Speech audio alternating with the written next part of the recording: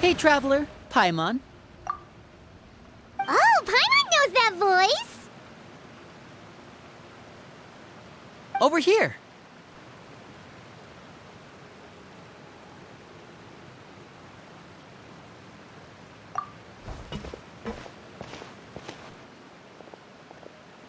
To borrow one of the more popular turns of phrase at the moment, this appears to be quite the fated reunion. Running into you two out of the blue like this has really made my day. I certainly wasn't expecting it. You can say that again. What brings you to Poisson? Wait, Paimon's got it! You must be here for one of your magic shows, right? Actually, we've run into a bit of trouble on the home front, so Father arranged for us to stay in Poisson for the time being. Oh, are Lynette and Fremine here too? Yep, along with most of the other members of the House of the Hearth. You may have noticed Poisson seems a bit more crowded than usual. So you're saying nearly the entire organization has moved to Poisson? Sounds like you've run into way more than just a bit of trouble. What's really going on? Well... Since the two of you are so curious, perhaps I can fill in the gaps. You scared Paimon half to death! Father, you're here. You know... On second thought, maybe we don't need to know. It's all probably super confidential House of the Hearth stuff, right? We totally weren't trying to pry or anything. No need to be nervous. I could sense your genuine concern from your conversation just now. Of course, I can also understand your confusion. Sending so many Fatui here to Poisson, it's only natural that some might suspect an ulterior motive to be involved. I understand. I'm well aware you've had your fair share of confrontations with the Fatui in the past, and I can't exactly guarantee that we'll remain on good terms in the future. As for right now, however, I would say we have little reason to be at odds, wouldn't you agree? The House of the Hearth could stand to be more open with those who have worked so closely with us in the past. As for the issue at hand, well, it hardly relates to any ulterior motive. To be frank, it all stems from a certain rumor circulating around the House of the Hearth. It's an internal matter. What sort of rumor? A rumor that a certain phantom child is hiding away in the House of the Hearth. A phantom child? Ooh, just hearing the name is giving Paimon the creeps. A spirit that should have long ceased to exist is lurking in the shadows of the House of the Hearth. So I decided to bring the children to Poisson before continuing to investigate the situation. I expect I should be able to track down the spirit fairly quickly. After that, it's just a matter of resolving the situation, if you will. It shouldn't be much trouble at all. If you're curious, or if you still have some concerns, it might be advisable to stick around for a few days. I'm sure the children would be exceedingly pleased to welcome some visitors. Lenny, I'll leave you to entertain our guests. I have some matters to attend to. Of course, Father.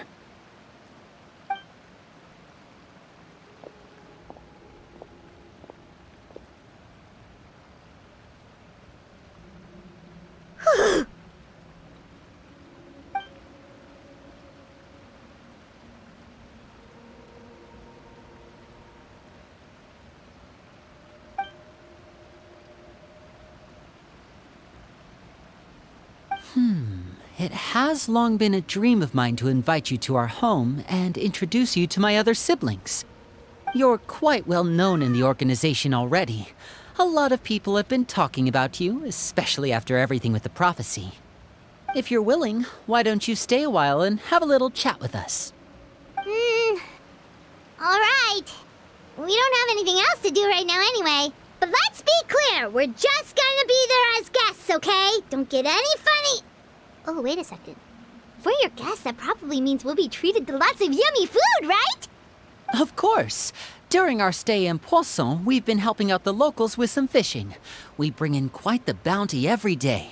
In fact, today's the perfect chance for me to show you what I can do in the kitchen. Let's go. I'll take you to where we're staying.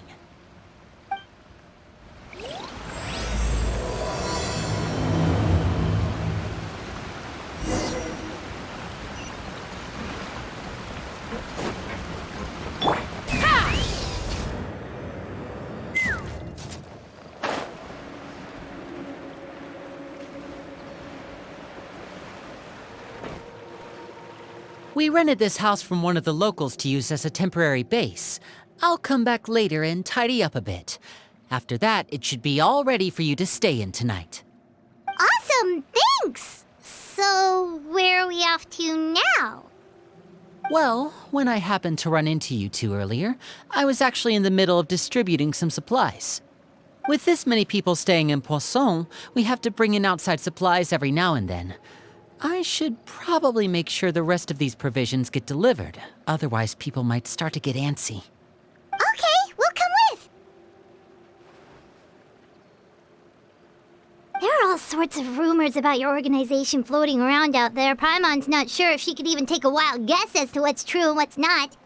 But now that we finally have the chance to see a day in the life of the house, we can take a good look at how you operate! Well, you're more than welcome to come along. Just follow me.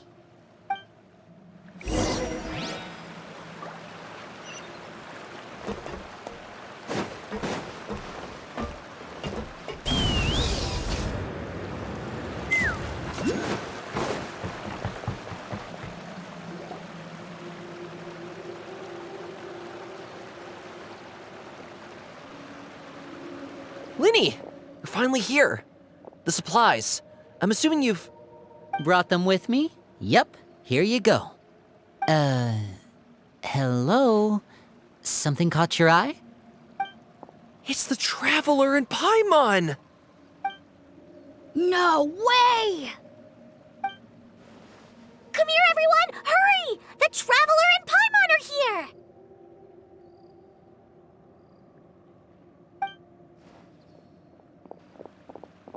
One at a time, please. Don't crowd around them all at once. We don't want to scare off our guests now, do we? Oh, it's all right! Gotta say, Paimon didn't realize we were this famous. Of course! Father and Linny have told us so much about you. Father told us about how you helped Linny. According to her, you're a trustworthy friend. And as far as she's concerned, that's pretty much the highest compliment we've ever heard her give. As you can imagine, everyone's been very curious about you. I heard the Traveler is so strong that he can move a mountain with his bare hands. I heard Paimon eats so much that she can clean out the entire pantry at Hotel de Boer in just 3 days! Wait a second! That's the rumor you heard about Paimon? Oh, not cool at all! Oh, wait! When guests visit, you're supposed to give them gifts and stuff, right? Oh, we don't need something like that. Besides, we don't have anything to give to you! Come on, we insist! I can give you some of my new potions. Just pick your poison.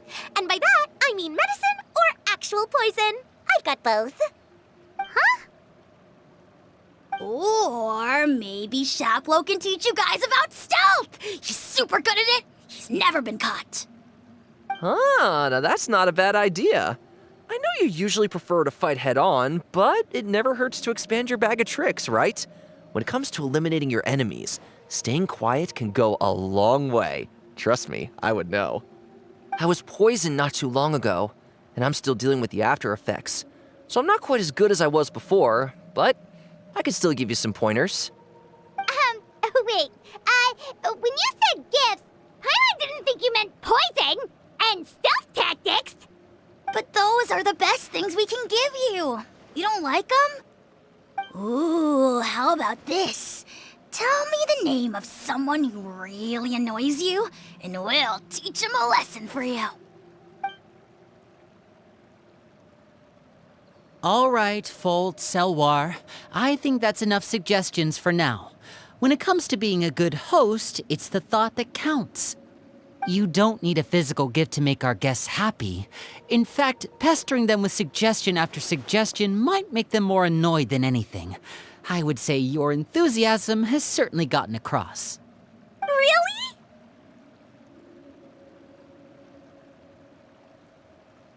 Awesome! It's been so long since we have had guests to play with. If there's anything you need, just let us know. Yeah, especially if it's poison or something. I've got all sorts of potions for that. Well, we'll talk to you all later. We've still got supplies to distribute. All right, see you later.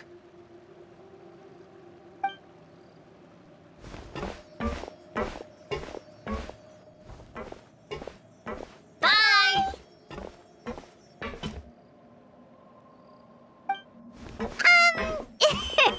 Lenny, about all that poison and stealth tactics talk just now. Scared you, did it? That kind of talk comes with being part of the House of the Hearth. When Foltz was really young, he strangled all of his family pets, just out of curiosity. He was labeled a dangerous problem child and was abandoned by his family. Elwar has an unnatural obsession with potions. Father has forbidden her from trying all the different concoctions she comes up with, but she still tries to test them in secret. You really have to keep an eye on that one. Chaplot is around my age.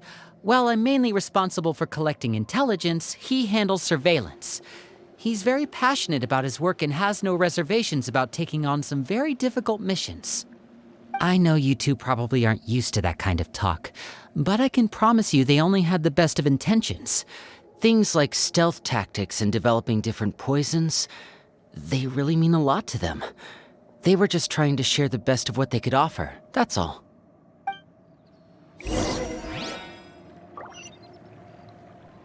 Let's fly!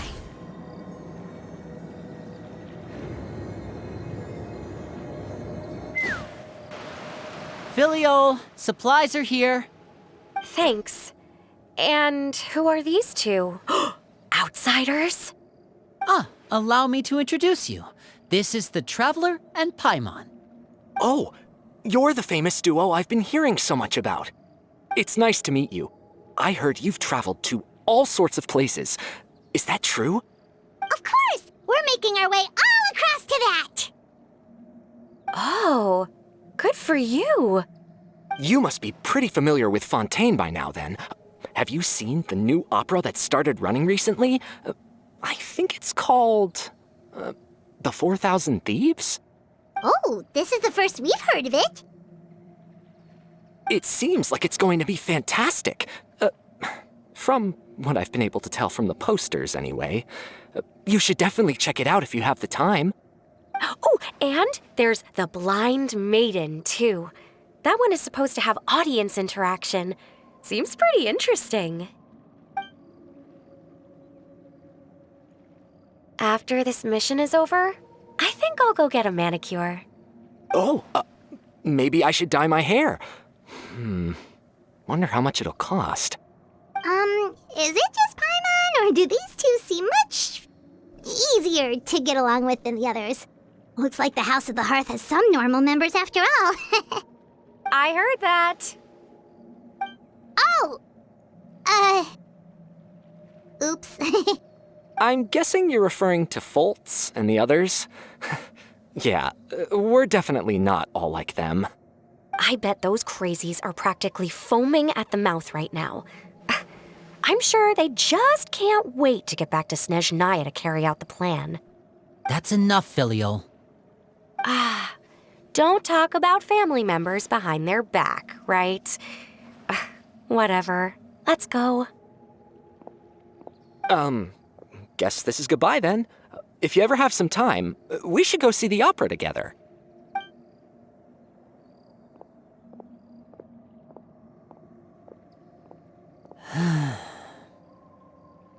Well, that's it for the supplies. We should probably head back as well.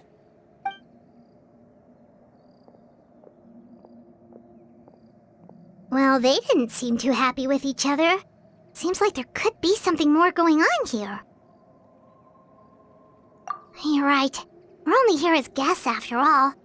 Oh, Linny's getting super far ahead. Come on, let's catch up.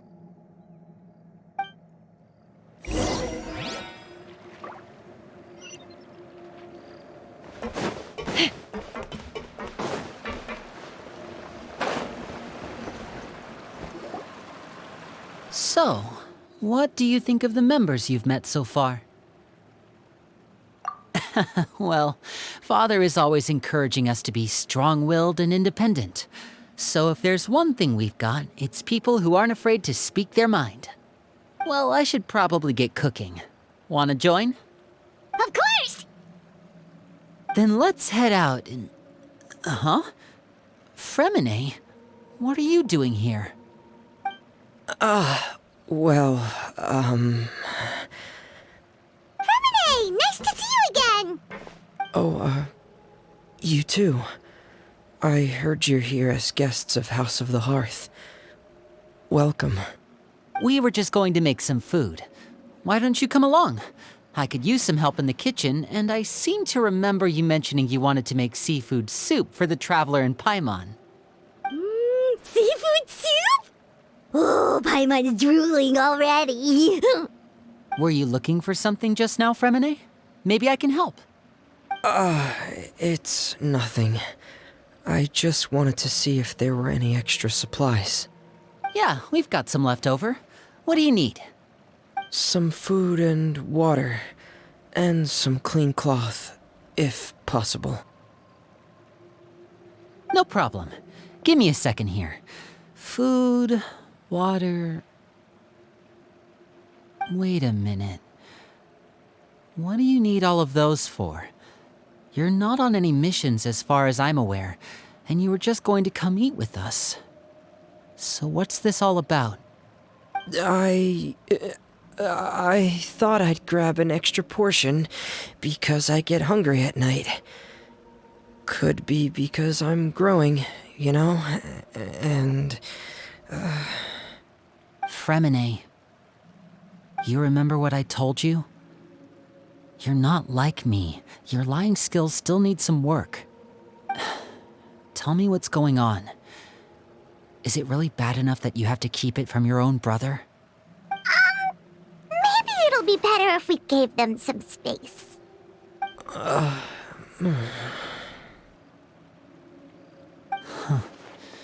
This is the first time I've seen that kind of look on your face. Whatever happened, does it have something to do with Father? Yes. Just follow me.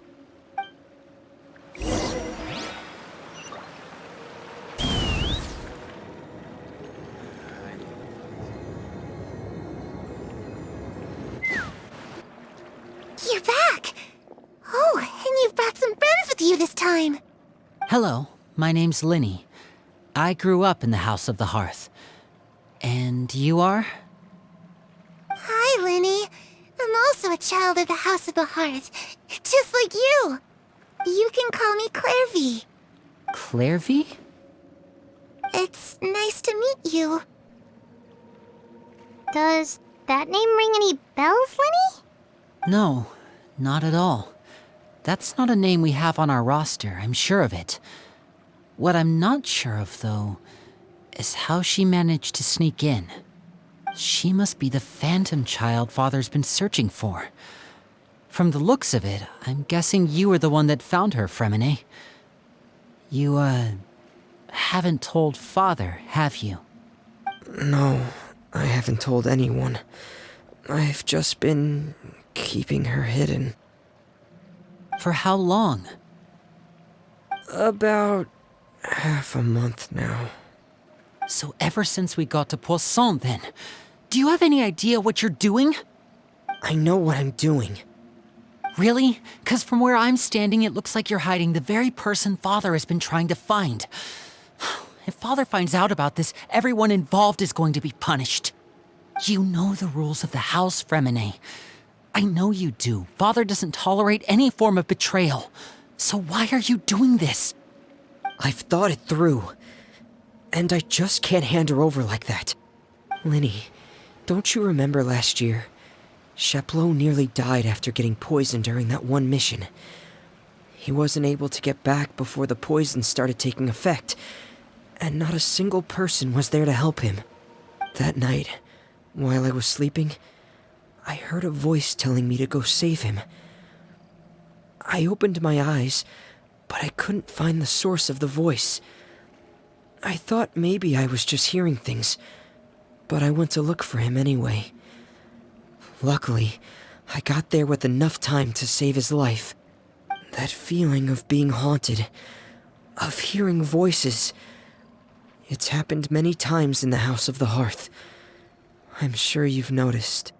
So what you're saying is, that was her? She was the one who spoke to you that night? Unless there are other spirits roaming around the House of the Hearth, I don't think there's any other possibility. If Clairvy were our enemy, it wouldn't matter whether she was a spirit or an actual child. I would have acted without a second thought, because that's what Father ordered us to do. But she's been living with us, helping us from the shadows all this time. I think that makes her family. I couldn't just hand her over to be dealt with. Not when there's so much we still don't know. So what's your plan then?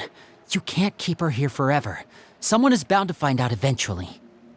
I haven't thought that far yet. I don't want to disobey an order from Father, but I also don't want to put Clairvy in danger. Come with me. There are a couple things I'd like to say to you in private.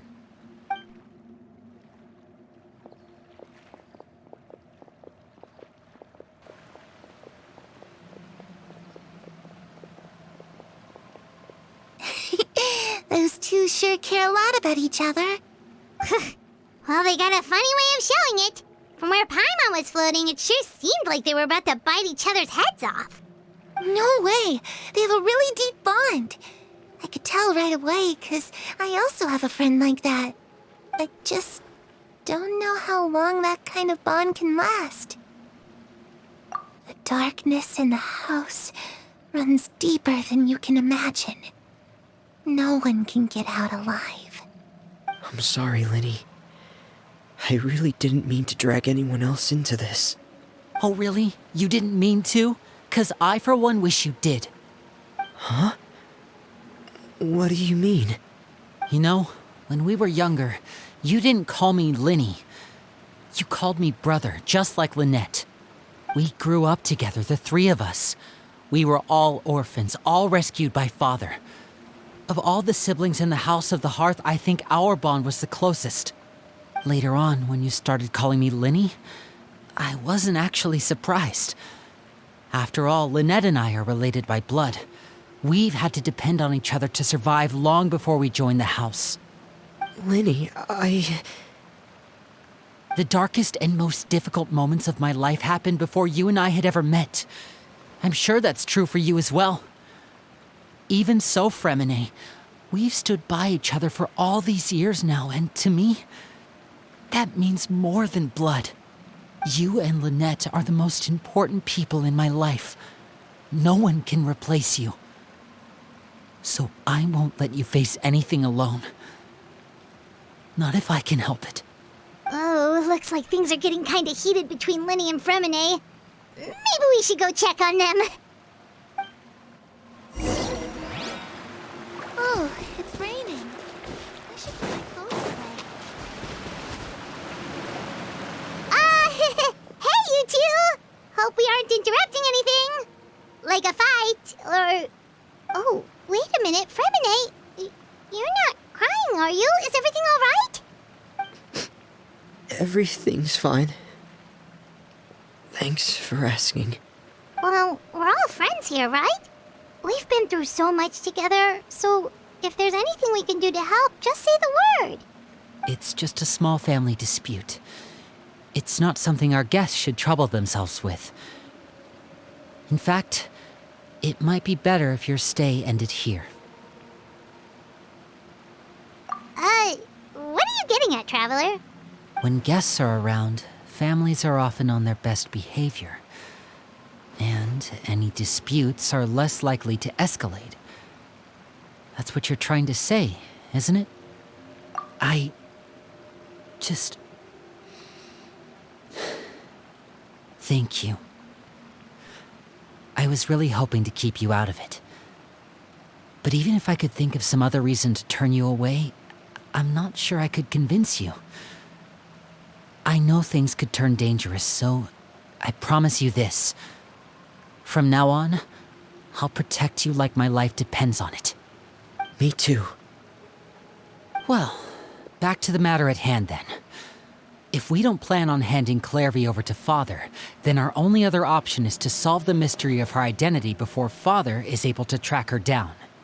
That means finding out where she came from and what she's doing here. Then we can send her on her merry way and pretend like none of this ever happened. I've tried that already. And? And... nothing. I tried taking her somewhere really far away, but... after some time, she just reappeared. She even came with us all the way to Poisson. It seems like wherever the house is, she follows. I don't know much about spirits. Do you two have any ideas? Let's see here. Paimon remembers hearing something like, if you fulfill a spirit's last wish before they died, they'll let go of whatever's keeping them here and return to the ley lines. Oh, it's just that Paimon doesn't really remember where she heard that, so it's not guaranteed to work or anything. Well, sounds like it's worth a shot. Guess that means we should go ask her about her wish. But first, Fremine, I need you to promise me something. What is it? I need you to promise me that this will stay between the two of us. We're the masterminds behind this whole thing. No one else gets involved. Can you do that for me? Of course. I promise. All right. Then let's seal the promise just like when we were kids. Fist bump on 3. Ready? 1, 2, 3. I swear.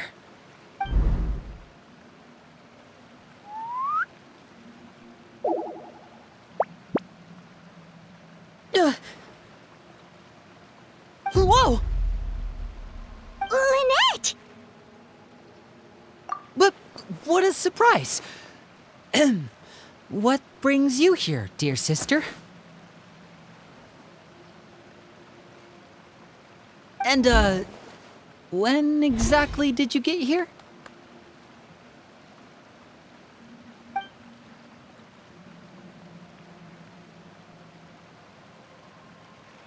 You're an idiot, brother. And you too, Fremine.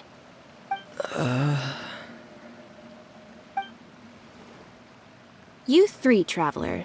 And you 4, Paimon. Wait, what did we do? I've seen Clairvy around the House of the Hearth before. I hadn't seen her in Poisson, so I figured she must not have come with us.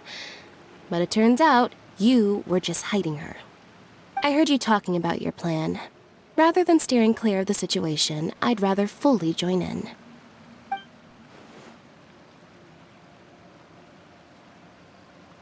If you don't agree, I'll have no choice but to report everything back to Father.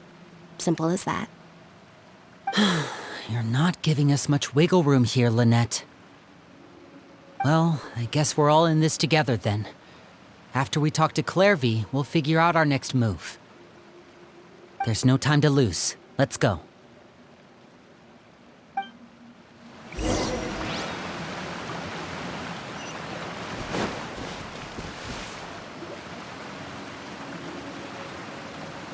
I'm full. Thank you for bringing me this food, you guys. She said she's full, but the food doesn't look like it's even been touched. That's right. Based on what I've been able to observe, it doesn't seem like Clairvy can interact with the physical world at all. Still, when she's presented with food, she'll always linger around it for a good little while. Maybe, in her mind, she really is eating those things. Does she know that she has already passed away? I've tried to ask her, but she didn't answer. My guess is that she's just as confused as we are. Or maybe she couldn't understand the question at all. Clairvy, if you've got some time, I'd like to ask you a few questions. Sure. Oh, another new friend. Hi, I'm Clairvy. Hello. Clairvy, how did you join the House of the Hearth? Huh? Isn't it the same for everybody? The knave brings you here and then you can't leave. It's just that your name, it's not on the roster. And I've never seen you before. The roster? Oh, I get it now. I think there might be some things you don't know about this place. The people in charge, they're not as nice as they look. They say they keep a roster, but it's not complete. There are a lot of people who aren't on it, and never will be. In this house, some people are family, and other people are just test subjects. Those kinds of people aren't ever going to get a place on the roster, unless it's the roster of people who've been executed. Wait, does that mean the knave... She... Is there anyone that can vouch for you? Perry, she's my best friend. She's the only one I trust in this place. Have either of you heard of that name before? No. Me neither. Clairvy, Perry. Neither of those names are on the roster. But it seems like she's telling the truth. Either that, or this kid's already got a bag of tricks bigger than mine. Maybe we should try a different approach. Clairvy, do you have a wish? A wish? It can be anything you want. Just imagine. It's your birthday, you're blowing out the candles, and your wish is...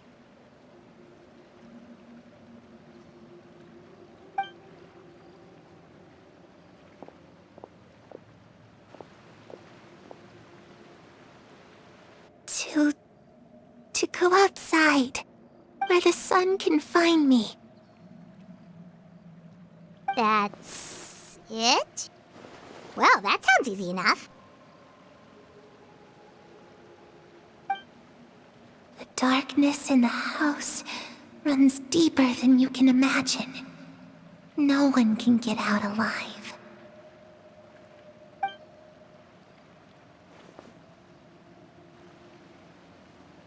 Okay, time to divide and conquer.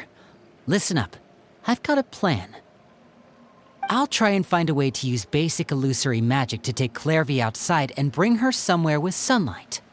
Lynette, try and find the list of executions that Clairvy was talking about and see if her name is on it. Fremine, you stay in Poisson. We can't be the only ones who've had run-ins with Clairvy. I need you to collect intel on everything she's said and done. Understood. I'll try my best. What about us? What should we do? I really appreciate your willingness to help, but this is a family matter. I don't want to drag you in too deep. It's too risky. Let me think. Since Father considers you to be guests, maybe you could stick by her side for a little while. You don't need to do anything except keep up some nice, casual conversation. Ah, Paimon gets it. You want us to distract her. I'll give you a magic bird. If Father suspects something, all you need to do is release it when she's not looking, and it'll alert me that something's wrong. Of course, that's only as a last resort. If Father doesn't seem to notice us, there's no need to make contact. We'll reconvene here tonight after all's said and done. If the worst-case scenario happens and we're discovered, just tell Father everything. We're not going to let our guests get punished for our own actions. That's where we draw the line. You too. Okay, this is where we part. Father should be at the beach nearby.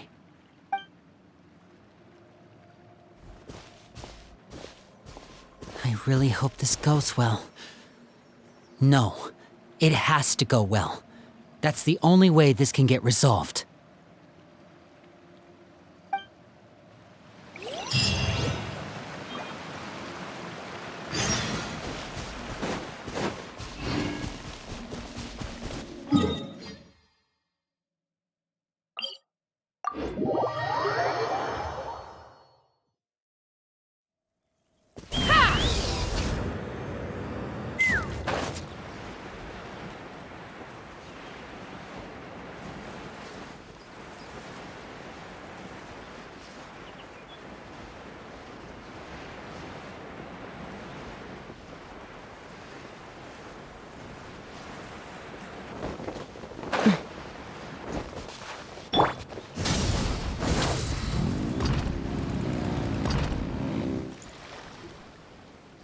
It's the knave!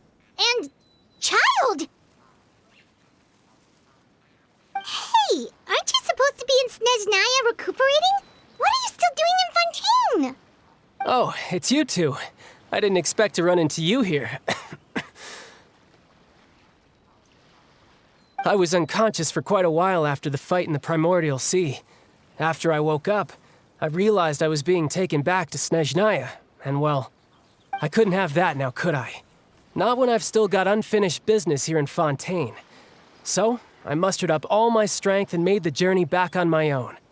What sort of unfinished business are we talking here? It has to do with Skirk, my master. I really wanted to meet up with her, but by the time I got back, she had already left. I still have so many questions for her. Without any other leads, all I could do was ask the knave to help me track her down. She must have left behind some traces from her time in Fontaine. Oh, okay, so have you found any clues? Unfortunately, no. While the House of the Hearth is adept at collecting all manner of intelligence, certain existences can still manage to escape our purview. Basically, unless Master feels there's a need to meet with me, she's not going to be found. But that problem has an easy fix. I just need to become stronger, and then... Paimon thinks you should focus on getting better first. The worst of it is over. It's all thanks to that one kid from the House of the Hearth. Elwar, I think her name was. She gave me a bunch of random potions to drink. They didn't go down easy, let me tell you. Pain and chills all over. But they really did help speed up my recovery. And that's good, because it looks like I really do have to head back this time. The old man's been putting the pressure on me. He sent someone to tell me I'm needed for some sort of project. Project Stuja? Yeah, that's the one. I heard Regrator's involved too. I'm not looking forward to having to listen to all his monologuing, that's for sure. Hey, maybe you could think of a way for me to stay in Fontaine for a little longer. Helping Linny and the others brush up on their fighting skills would be far more interesting. If you and I could spar, that would be even better. I've been waiting for a chance to see you go all out. And what a sweet little daydream that is. But I also have a role to play in all this. I'll be leaving Fontaine shortly as well. Besides, considering how little they see fit to step outside the homeland, being called on to return to Snezhnaya by such illustrious dignitaries, what a great honor. Wouldn't you agree? One I could do without, I'd say. Is it just Paimon? Or does it kind of seem like they're... So, dear guests of the House of the Hearth, to what do I owe the visit? we just... Right! We're super close to Linny and the others, but we still don't know much about you! Is that so? Introductions have already been made, have they not? Oh, well, you see? There's only so much you can learn about someone from a short introduction. At least tell us something a little extra, like... Why do you call yourself father? Good question. I'd also like to know. The fact that you have to ask tells me our intelligence work has been quite successful. Telling you the answer to that question would only serve to undermine that success. And we can't have that, now can we? Spoken like a true diplomat. That was some expert sidestepping right there. Well, if there's nothing else, I think I'll take my leave. I still have a small matter to resolve at home. Wait, don't go!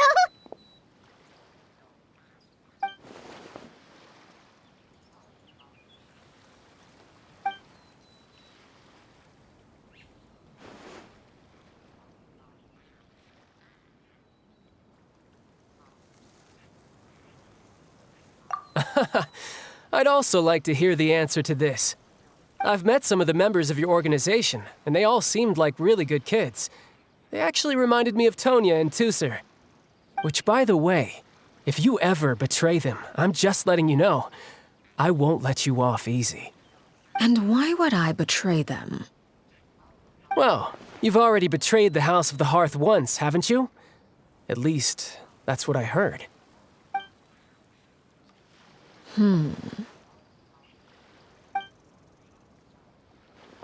Okay, I admit. That's just what the old man told me. The rooster, I mean.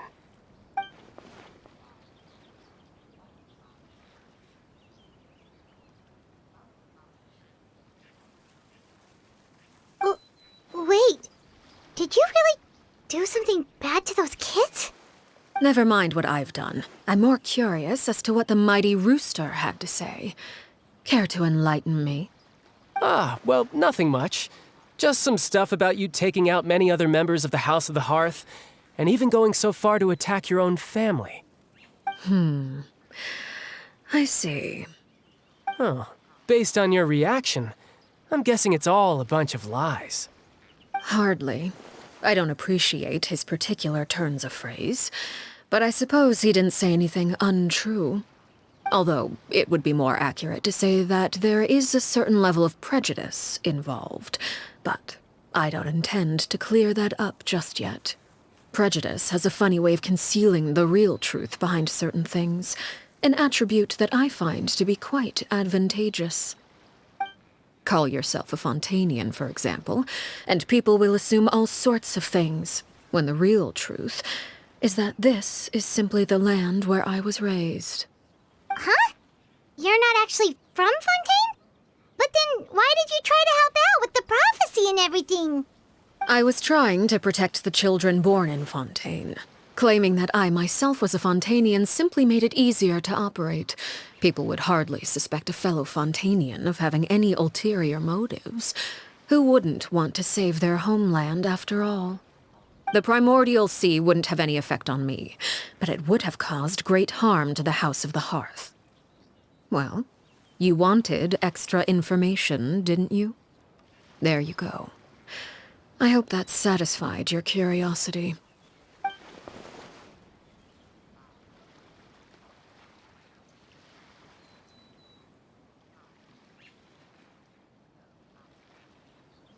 So, you stayed in Fontaine for the kids. I guess I was wrong to believe you'd betray them. Apologies. Looks like I was holding on to some prejudices myself. Good. Like I said, I like it when others have misconceptions of me. Actually, while I was recuperating at the House of the Hearth, there was something else that really caught my attention. I heard that members always resolve disputes and arguments with a friendly spar, and the loser has to back down. Seems pretty cool if you ask me. Would also give them plenty of opportunities to hone their skills. Well, that's only a recent development. In the past, such spars weren't nearly so friendly. The losing party would lose everything, including their life. They were that high stakes? Whew, at least that's not a thing anymore. Well, the current atmosphere's not half bad. I'm a bit jealous, actually. You've got so many family members around you, and you even get to live with them. Having a lot of family around means dealing with a considerable amount of bickering and scheming. Once Tonya and Tusser enter their rebellious phase, I'm sure you'll understand. Just imagine. Tusser becomes obsessed with plucking out strands from the rooster's mustache, or Tonya decides to dye her hair 42 different colors. Okay. I get the picture.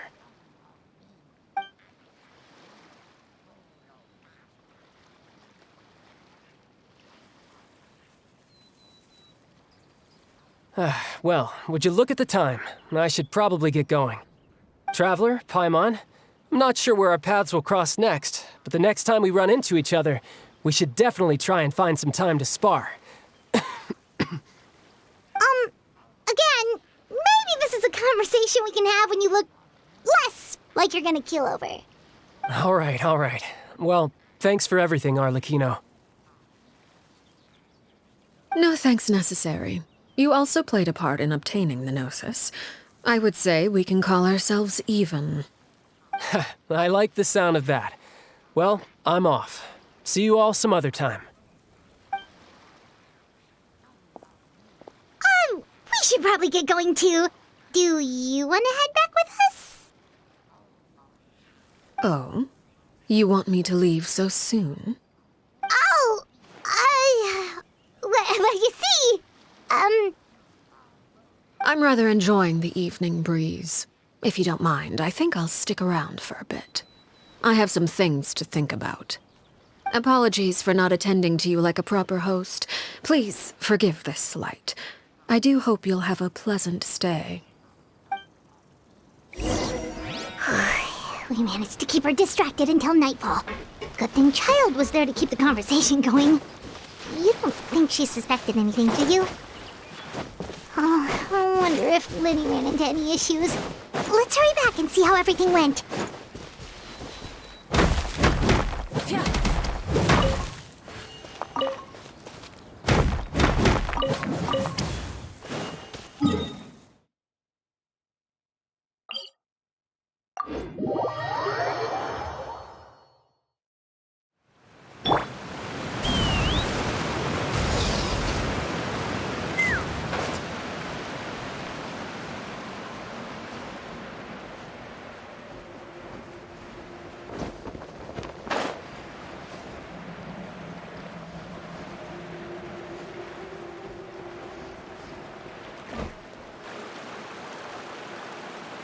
How did everything go? Well, long story short, we ran into a small issue. Clairvy can't go into the sunlight.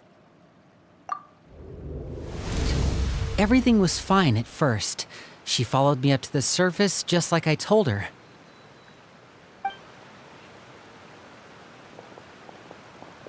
But as I led her out of the shadows and into the sunlight, she vanished.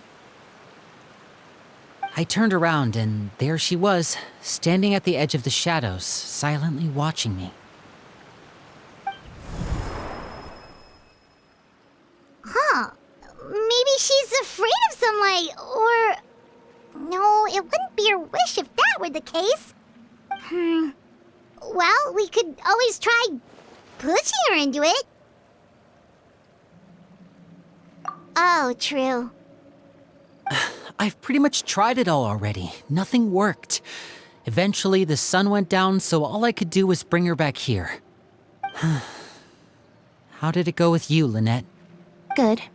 I've got the list. It's right here. Really? Well, what are we waiting for? Let's take a look!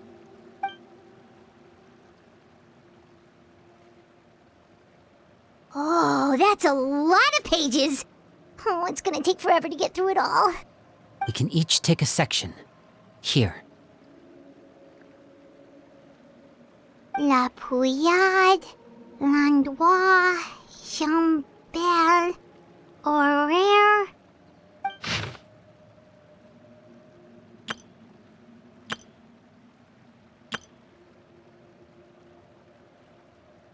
Oh, yikes.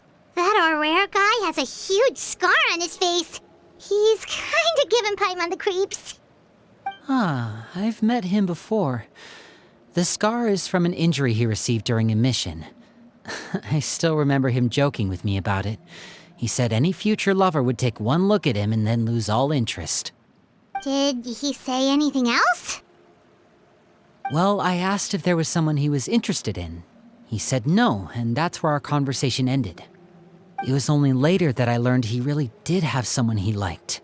He risked everything to escape so he could be with her, but it didn't work. One day, Father asked to see him, and, well, I never saw him again after that. Wait, so that means the knave, It may seem cruel, but it's just one of the rules of the house. Betrayal is not to be taken lightly. We know too many secrets to come and go as we please.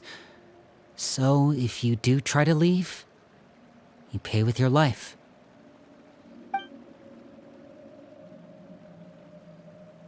Her name's not here, huh? Well, that's not too surprising. It doesn't seem like this list is complete. It only contains records dating back around 5 years. Let's shift our attention then. Fremine, were you able to find anything out? Fremine. Sorry. I was thinking about something. I managed to talk to quite a few people, but I couldn't help but notice that the atmosphere in the house was a little strange. Strange? Yeah, I mean, I know there have been arguments in the past, times when people haven't gotten along. Chaplot and Filiol are a good example of that. Oh, those are two of the people that we met while delivering supplies. Paimon can see how they might not get along. They had very different vibes, and their, interests seem to be pretty different as well. That's to be expected, actually. Father brought us all here, shared her knowledge with us, taught us how to fight. That's one thing we all share. But that's also where the similarities end. Not all of us feel the same desire to stay here. As members of the House of the Hearth, we're also considered part of the Fatui. And to a lot of people, that's an identity they never asked for. Certain members get older and realize they want something else for themselves. But considering the rules of the house, most people would never say that out loud. People like Chaplot and Foltz are loyal to Father and her vision. They're proud to be part of the Fatui. Filiol and Nantoy, on the other hand, well, they aren't quite as enthusiastic. These kinds of conflicts have always been there. It's not like Father is in the dark about any of this. Well, that's true. But it just feels like things have gotten worse lately. Filiol and the others, it seemed like they were meeting in secret to talk about something. I can't say for sure, but I think they've met Clairvy. You think she's been inciting them to act out? No, not exactly. But I wouldn't be surprised if she said something to them about the darkness in the house and how deep it runs. She's told me about it before. Experiments being run on children. People being used as pawns on the battlefield without so much as the strength to survive. And they just believed all that? Without any evidence? Clairvy's words probably gave them the excuse they were looking for. Whether they actually believe them to be true is secondary. This is all because of Project Stuja, isn't it? Whoa. Hold on a second. What's this Project Stuja all about, huh? This is the second time it's come up now. Sorry, but I'm not sure of the details either. I only know what Father has told us, which is that it's something the Rooster and Regrader have been working on together. Apparently, it has to do with the Fatui's strategic plan for the future. Because the House of the Hearth was so successful in obtaining the Gnosis, we now have the honor of playing a key role in Project Stuja. Wait, but isn't that a good thing? Key role is just another way of saying dangerous role.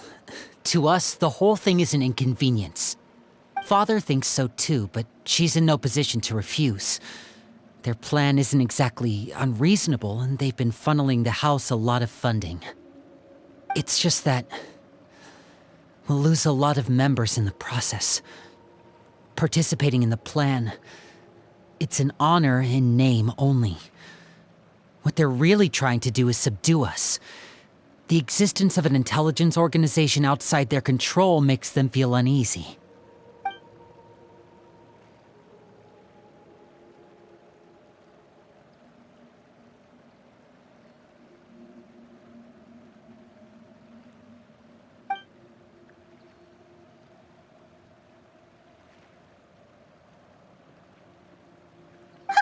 Super complicated top secret Fatui business aside, what does all of this have to do with the conflicts you were talking about earlier? Paimon doesn't get the connection.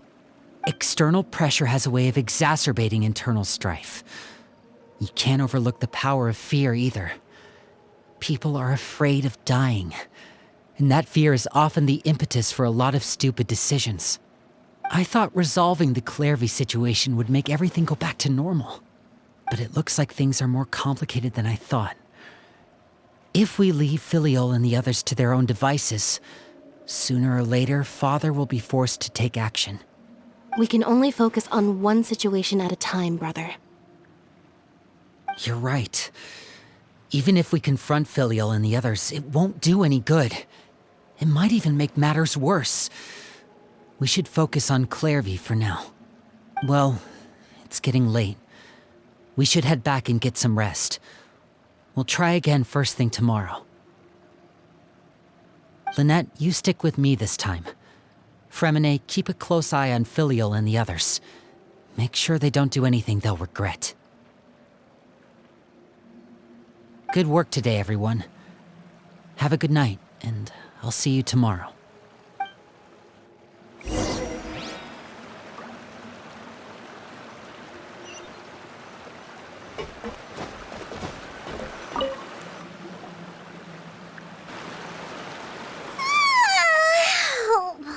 Looking forward to an early night, but she can't sleep at all.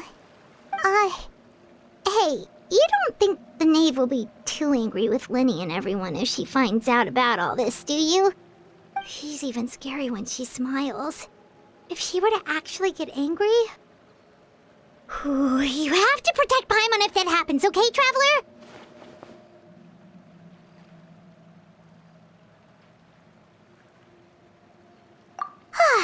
Trust is ever, Traveler. Look! Look over there!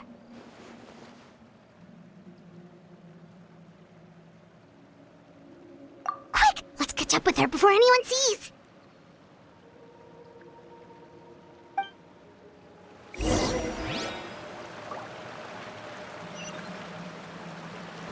Take me up!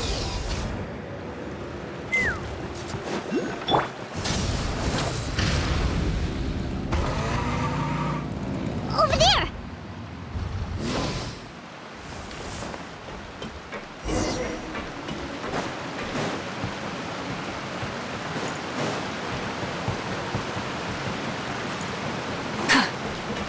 Oh, where is she going? Oh, if someone sees her, we're toast!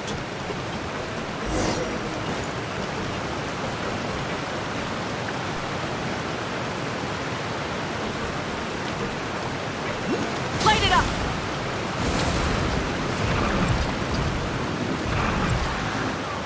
Oh, look!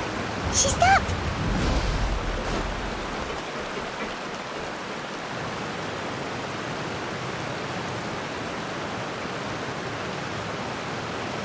Clairvy! Shh. I opened the window while no one was looking. Look how pretty the outside is. If only I could have more than this. You probably think I'm being silly, huh? All this hopeless resisting? It's better to dream of what I could have than try to make it a reality, right? Please, help us get on the same page here, Clairvy. We need you to tell us what you know. Can you do that? Sure. Although, after you hear all this, I think you might regret that decision. Everyone in this family is nothing more than a tool, something to be used and exploited. We're all expendable. including me.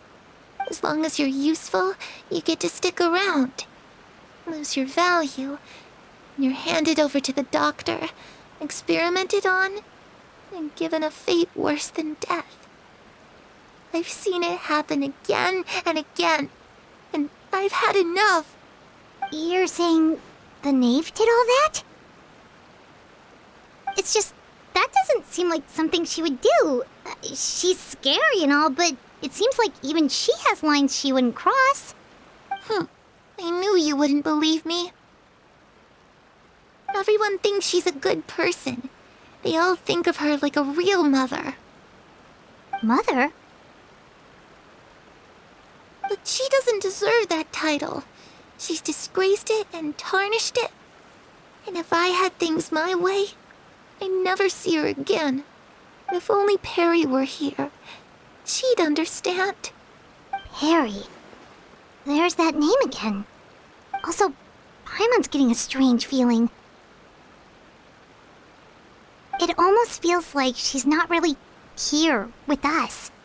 Paimon can't tell if she's actually talking to us or if she's mistaken us for someone else. Well, in any case, it seems like she really needs someone to talk to. We should keep her company for a little longer. She looks so young. But it seems like she's been through a lot. It's getting windy. I should close the window. Ooh, look at the moon. Isn't it pretty? Hey, wanna hear a secret? I heard that if you look up at the night sky in Snezhnaya, you can see the aurora. It's supposed to be super pretty. Even prettier than the moon tonight.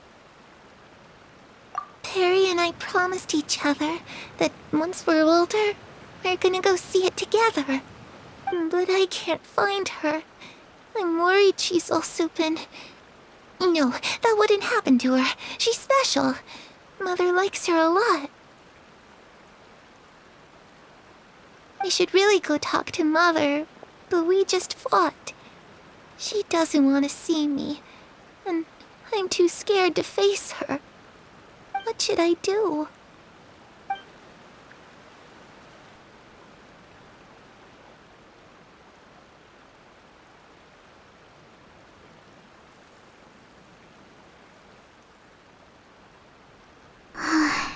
Paimon really doesn't understand what's going on with her. Well, let's head back. We've got an early morning tomorrow.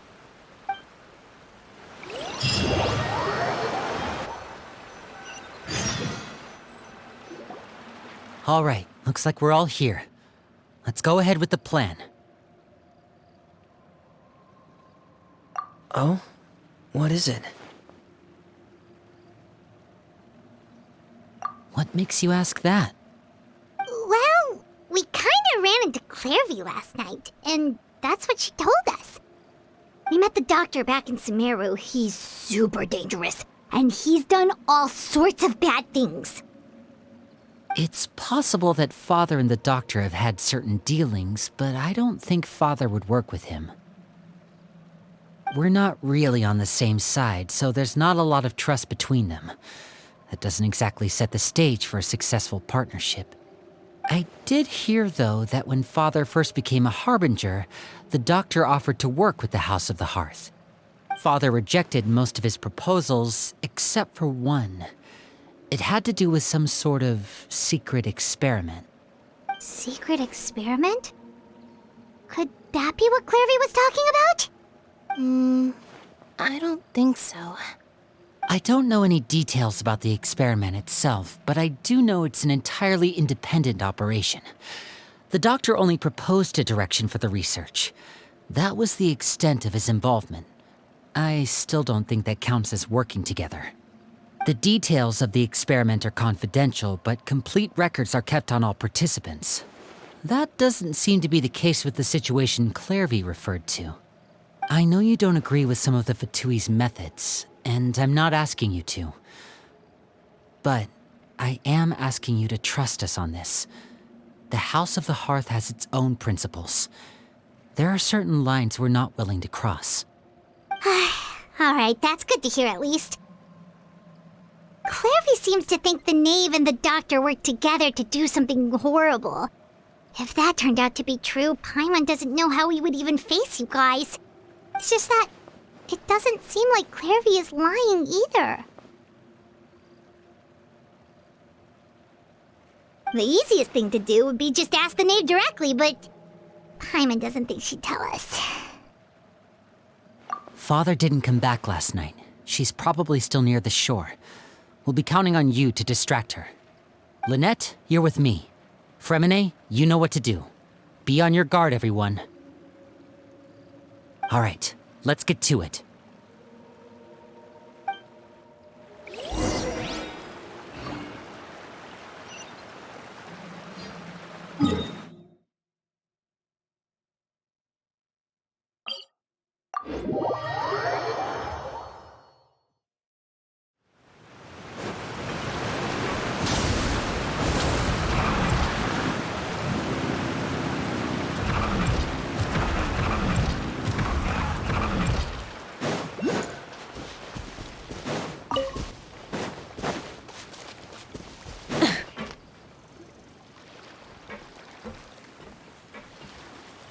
Ah, it's you two again.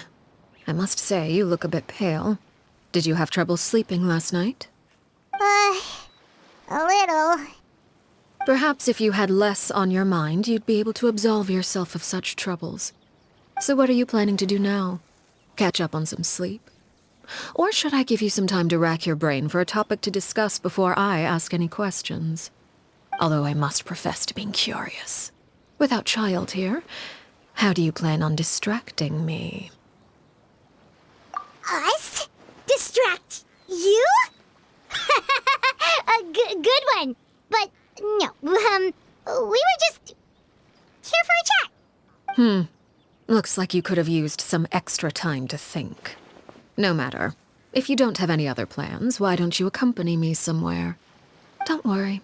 I'll be sure to steer clear of any scheming children. The ocean breeze is sure nice today. Children always think they can hide things from the grown-ups. But nothing gets past me. Least of all a little scheming. I think I'll let them have at it for a little longer. I can be very patient. Well, I'll leave you to think things over. If you're so inclined, meet me outside the Palais Mermonia. Good things come to children who do as they're told. So I do hope you decide to tag along. If only for your friends' sakes. What should we do? She clearly knows about everything we've been doing, and Paimon doesn't think it'd be a stretch to say she was threatening us just now.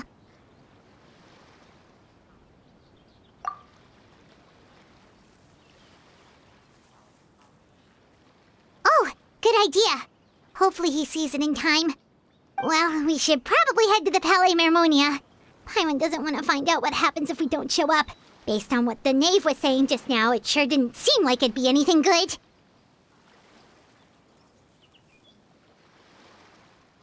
Okay, then we probably shouldn't keep her waiting.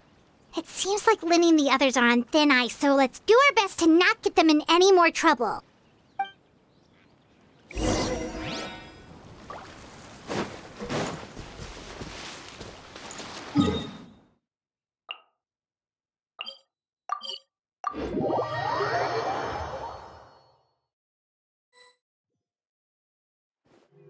Seeing as we still have some time before my meeting, we might as well enjoy some pleasant conversation while we wait. I'm glad to see you get along with my children. Being surrounded by good companions is necessary for a child's development. You're not planning on doing anything to them, are you? I assume you're referring to Linny, Lynette, and Fremine. Although, there's that situation with Filial and Nentoy as well. It appears quite a few people have been acting out lately. No matter. I'm not one to discriminate. All those who betray the house meet the same fate. There are no exceptions. Does that mean you're going to kill them? Oh, are you here to beg for their lives? I'm sorry to disappoint, but the rules of the house change for no one. In my organization, everyone is responsible for their own actions. But don't you care about them at all? They really respect you. They even call you father. You must feel something for them. Any organization in which feelings come before principles is one destined for ruin. The House of the Hearth is hardly an exception. You could say our principles are more stringent than most. Perhaps I can offer you this consolation at least. As our guests, you two will not be held accountable along with them. I would imagine Linny, Lynette, and Fremine will be able to keep their lives. As for Filial, Nantoy, and the others, I'm afraid there's little I can do. They can try to escape, but once you know our secrets, there's no getting out alive. But that's awful. Ah, you seem concerned. Out of consideration for my guests, I suppose I could turn a blind eye for a little longer. If Linny and the others manage to dispose of Clairvy in the meantime, all evidence of their wrongdoing will be lost. In that case, I could hardly punish them for something I couldn't prove. If their efforts are unsuccessful, on the other hand, all will be held accountable. And the punishment will be severe. Of course. Oh, and here, I believe this belongs to you. Do try and keep better track of it next time. It takes a considerable amount of time to train a bird like this. It would be such a pity if you were to lose it. Permanently. Wait, where did you get that? Well, I'm afraid that's all the time we have to chat. Now, for the matter at hand. I asked you to meet me here because I have business at the Palais Mermonia. It has nothing to do with you, but I think it would be prudent for you to stick by my side for the time being. There will always be time later to run off and tell Linny what you've learned. Well, time to go. Looks like we wrapped things up just in time.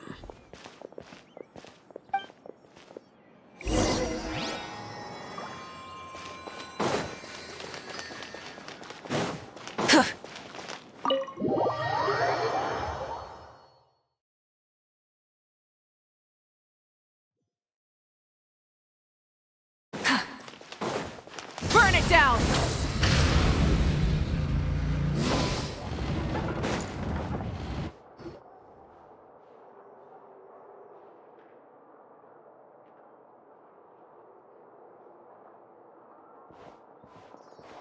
It's been a while, Monsieur Neuvillette.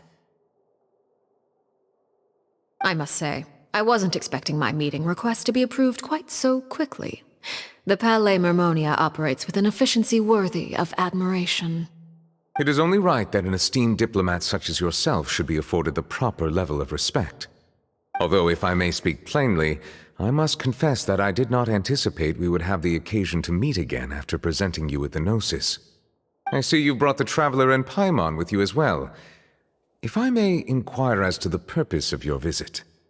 I'll be departing Fontaine shortly. There is, however, an outstanding matter that I would like to see resolved before I go. It requires a rather lengthy explanation, I'm afraid. So I took the liberty of explaining everything in this proposal. Please review it at your leisure, Monsieur Neuvillette.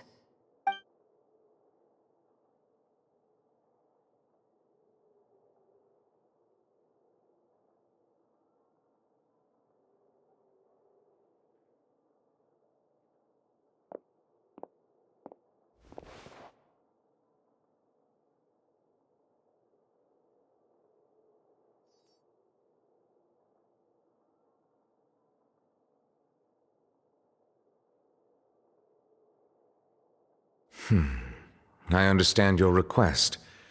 However, at the risk of causing offense, I must admit that I fail to see why you would wish for such a thing. I heard you have a certain fondness for water tasting, Monsieur Neuvillette, so allow me to use water as an analogy. A family is like a large body of water with countless rivers flowing in and out. As someone who watches over this system, I would hope that each river that flows from the source will eventually reach the ocean. Of course, objectively speaking, I know this is impossible. Most of the rivers will dry up along the way, disappearing into the ground and leaving nothing but a barren riverbed behind. Not all rivers are destined to reach the ocean, but I would not see their existence rendered meaningless. I believe the water that flows within them is simply meant for a different destination, like a field in need of irrigation. Or perhaps the glass of a certain water-tasting enthusiast. Did you get any of that, Traveler?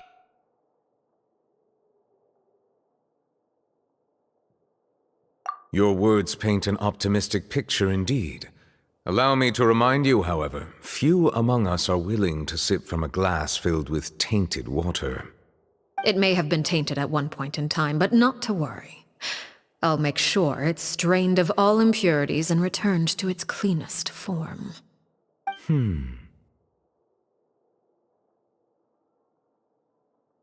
I seem to recall there being a transactional aspect to your proposal.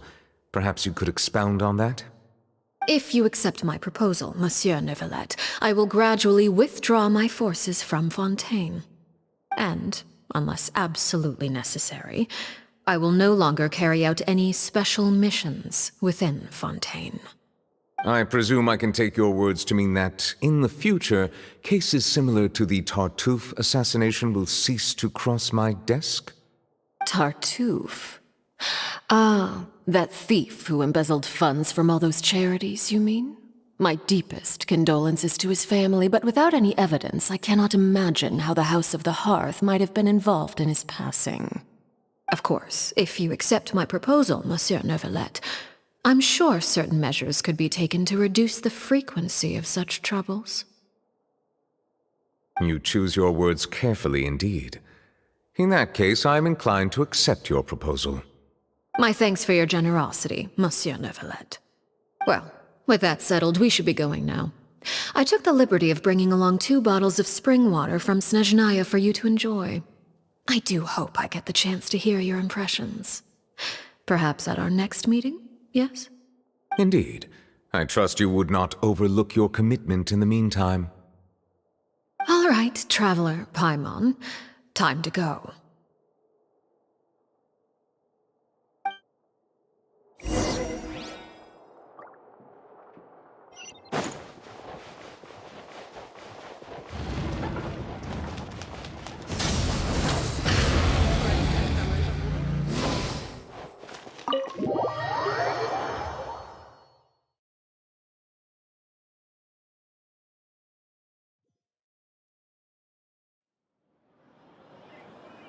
So, what exactly were you talking about back there? Paimon only heard you mention some rivers, a large body of water, and then some kind of irrigation scheme. You really want to know? I would imagine there might be more pressing concerns at the moment. Winnie, Paimon really hopes everything's going okay. Oh, Paimon recognizes that look. You've got your thinking cap on, don't you, Traveler?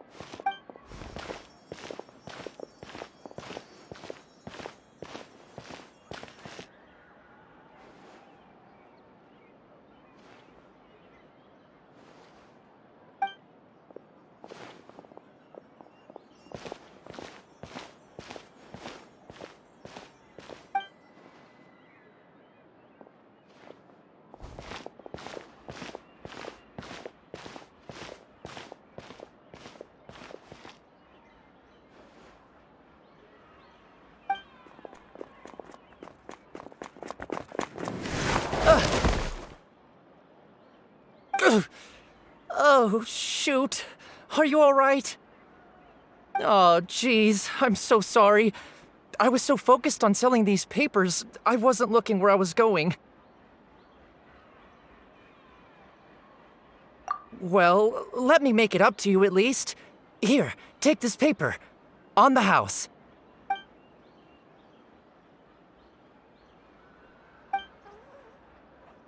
Oh, you don't have to give us anything. Please, I want to. It's not like I'm short on supply. All the extras will be useless come tomorrow anyway. It's my fault, really. I was just trying to bring home some extra mora for the family, but I bit off more than I can chew. I haven't had many takers today, so I'm still swimming in papers. What's going on here? Nothing much. I just ran into your friend here on accident. I should probably get going, actually, so... Hold on. Of course, I'm happy to compensate you with mora, it's just... I don't have any on me at the moment. I'll take 3 papers. Here. Your payment. Oh! Thank you for your patronage. May the Archons bless you with good fortune. If only I had the chance to run into such generous customers every day. I should probably just take on a smaller inventory though, right? I'm getting married soon, so sometimes it's hard to not get ahead of myself. Anyway, I should head out. Goodbye! Well, now that my affairs are settled, we should take the boat back to Poisson. We've even acquired some light reading to enjoy along the way. Actually, why don't we stick around for a little longer? Paimon just realized how hungry she is. She can't head back to Poisson on an empty stomach.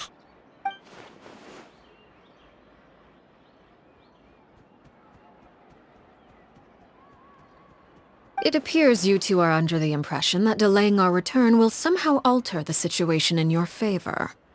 I'm sorry to ruin your fantasy, but your efforts are meaningless. That being said, I could be persuaded to give Linny some extra time. I just have one condition. If you agree to my request, I'll even answer some of your questions. You're quite curious about Clairvy, are you not? And my relationship to her. Wait, why are you being so generous all of a sudden? You're not gonna ask us to do something bad, are you? You overestimate yourself. You don't have the talent for bad things. Then what do you possibly... The most important consideration in a negotiation is that both sides receive something they want. Demands and threats only get you so far.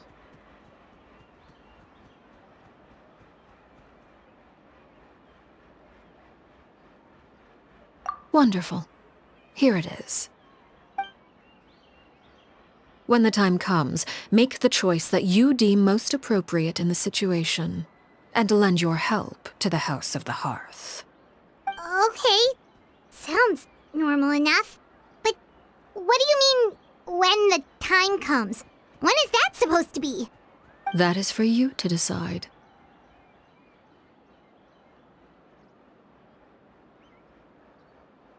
Then we have a deal. Follow me.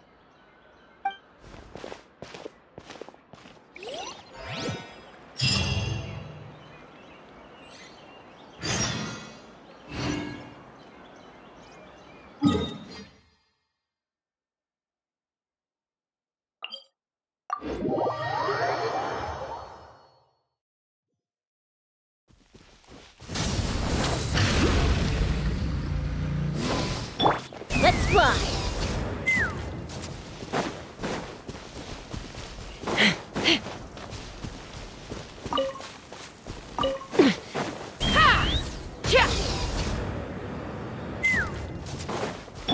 Light it up! Try and stop me! How about we explore the area ahead of us later?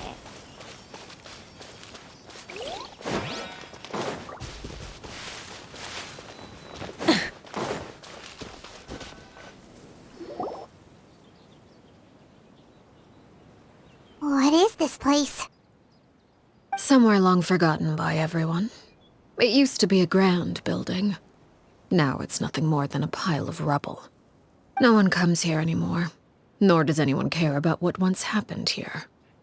Although, this place does have something to do with the story I'm about to tell you. It was before I became a Harbinger, and before Linny and the others joined the House of the Hearth. Due to certain events, I first killed Clairvy and then her mother. And this is where it all happened. You were the one that killed Clairvy? Patience now. Allow me to explain Clairvy's side of the story first. I'll start from the beginning. Clairvy was 6 years old when she was brought by her mother, Crucibina, to live in the House of the Hearth. From the outside, it seemed like a fairy tale. A thriving family made up of kind adults and friendly children. Crucibina was the knave at that time, and the House of the Hearth was under her control. She was Clairvy's mother by blood, but she was also the mother to all the children in the house. Clairvy was happy here, for a time. But she quickly realized that being part of this family wasn't a fairy tale at all. It was a kind of purgatory. Purgatory? Exactly. The House of the Hearth takes in war orphans from all over Teyvat. But as for how to raise them, that depends entirely on the person in charge. Crucibina came up with a novel idea. She would teach the children to fight, force them to duel each other, and then crown as the king of the house the child who proved themselves most worthy of inheriting her title. It's difficult to estimate the number of children who died or were maimed in the process. There's little I can say about the ones who died. The ones that emerged with permanent injuries, on the other hand, well, they still served a purpose. They would be handed over to the doctor to be experimented on, or sent away on dangerous missions. Nothing more than tools to be used and then discarded. So those were the experiments Clairvy was talking about. But what actually happened to her? You said that Clairvy was Crucibina's daughter, so if Clairvy tried to convince her to stop what she was doing, Crucibina probably would have listened, right? Despite being Clairvy's mother, Crucibina cared little for her daughter. She forced Clairvy to join the House of the Hearth only as a means to demonstrate her own impartiality as a mother, to prove that she treated all her children equally. Clairvy did try to convince her mother to change her ways, but it was to no avail. After her efforts failed, the only other option was to rise up and try to fight back. Unfortunately, the other children had already been thoroughly indoctrinated into the illusion of happiness Crucibina had created. Of course, there was one exception. Someone Clairvy's age who knew the truth about the House of the Hearth. Her name was Peruere. Wait, the friend that Clairvy mentioned? Friend, huh? I suppose we can call her that for now. Clairvy was a cheerful and passionate person with a tenacious spirit. Peruere, on the other hand, was rather cold-blooded. Her cold-blooded nature allowed her to see through Crucibina's facade. Yet, it was also this cold-bloodedness that prevented her from acting against it. At least at first. While Clairvy longed for freedom, Peruere was convinced that, amid all the fighting and violence, she would make it until the end. Despite their differences, the two became fast friends, united by their knowledge of the truth. Clairvy told Peruere that she hoped to create a real family, where no one would be killed or sacrificed. There may have been a certain naivete to her ideas, but Clairvy proved her determination many times over. She tried countless times to run away, ask for help, or expose the truth. But her efforts only earned her beating after beating. The only thing that kept her going was her strength of will. Even with her body racked with pain, she would still stand on her tiptoes and open the window at night. She and Peruere would look out at the moon together, a fierce longing for freedom shining in her eyes. But one day that light simply vanished. Oh no. What happened? Her hopelessness resulted from a culmination of things. 10 years had passed. 10 years worth of failure after failure. She and Peruere weren't children anymore, but finding any chance to escape still seemed as hopeless as ever. It was during this time that Peruere suggested a new plan. If escaping was out of the question, Why not take down the very person sitting on top of this throne of lies? Mother herself. Clairvy rejected that proposal. She claimed that, as a famous harbinger, Crucibina possessed an unimaginable amount of power. Trying to kill her would have an incredibly low chance of success. Clairvy never gave another reason, but Peruere could see it written all over her face. Clairvy still thought of Crucibina as her mother. Killing her own flesh and blood was a line she couldn't bring herself to cross. If she couldn't escape and fight back, then only one option remained. Precisely. Death was the only way that she felt she could be free. It happened during a duel. When she arrived at the dueling ring that day, her partner turned out to be none other than Peruere, the very person that had stood by her side all those years. It was a fierce battle. But ultimately, Clairvy decided to let Peruere end her life. From that moment on, Peruere's journey was one written in flames. When the rain finally came and washed it all away, there she stood, the sole victor in Mother's endless game of slaughter. A trail of corpses strewn across her path to success. It was the very result she had predicted 10 years prior. Even then, she believed she would make it until the end. She wasn't surprised by the fact that she emerged as Mother's undisputed heir. Rather, her success left her with an inexplicable sense of restlessness. She was unsettled, and there was only one thing that could quell that sensation. Perhaps you two would like to take a guess as to what it was? Crucibina, you mean? But... Correct. This is the place where Peruere killed her best friend. A mere year later, this is also the place where she fought tooth and nail to kill the mother they shared. The moment she acted, any conception of what was right or wrong ceased to matter. It's one of the principles of the house. Only those who survive get to write the rules. Peruere won the battle, and became a harbinger herself. After which Her Majesty, the Tsaritsa, bestowed upon her a new name. Arlecchino. So the Perry Clairvy was talking about... It was you all along. You're Peruere. Arlecchino is just a name you got later. I left that name behind long ago. I must say, hearing it now does bring back memories. After I defeated Crucibina, the moniker of Mother died with her. I chose to forego the title she called herself, and even chose to give up my own name.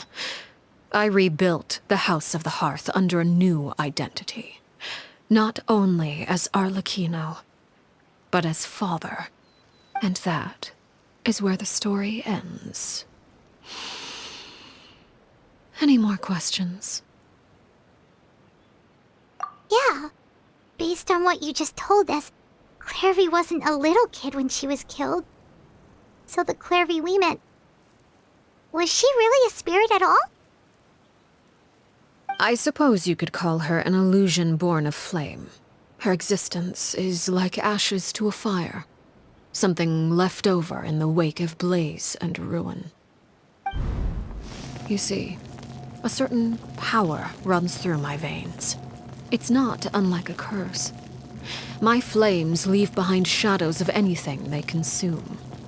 Of course, the chances of those shadows morphing into a sentient entity are exceedingly slim. Clairvy is a very special case. Clairvy died when she was 16 years old, but what emerged from the flames was her 6-year-old self. Her appearance wasn't the only thing affected. Most of her memories were lost to the blaze as well. Memory is a mysterious thing indeed. Losing a portion of your memories will alter your sense of self. Lose 10 years' worth, however, And it would be like living in the past. Like returning to a version of yourself that never grew up. No wonder Paimon got such a weird feeling when we were talking to her.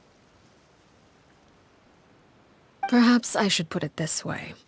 Clairvy is someone trapped in time. It may seem like she exists with us in the present, but she truly lives in the confines of her own past. So if all of that is true, then you must have known about Clairvy for a long time. Indeed. She's a rather volatile and unstable entity. Sometimes she would look after the children. She's even saved some of their lives.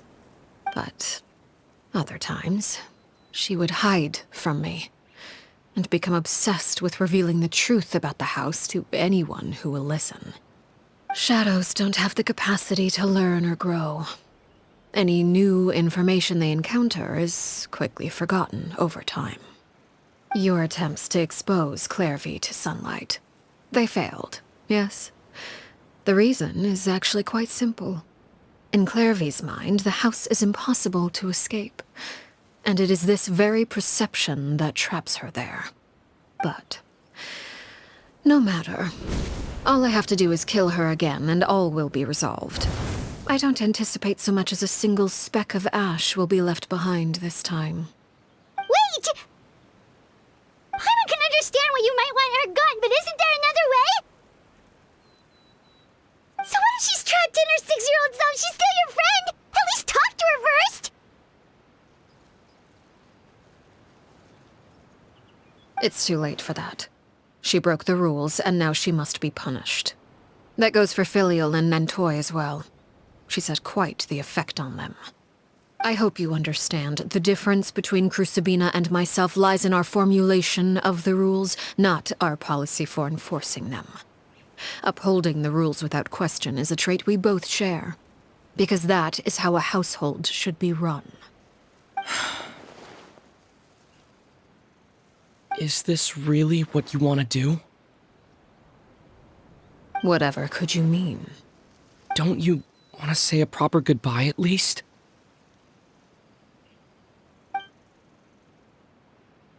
Whether as a killer or as a father, there are two things that must be avoided at all costs: anger and sorrow.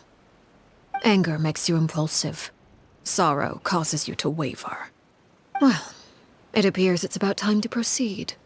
Before we arrived, I told some of my well-behaved children to bring our troublemakers here by nightfall. I do believe I've kept my end of the deal. I give your friends quite a bit more time. As for what happens now, we'll just have to wait and see.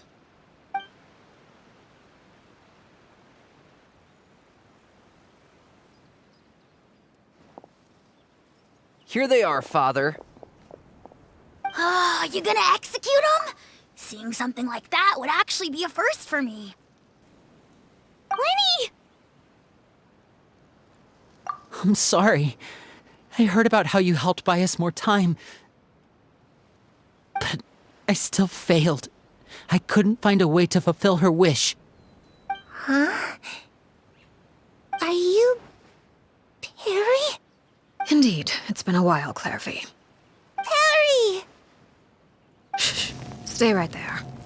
I'm sorry to postpone our reunion, but first I believe certain scores need settling.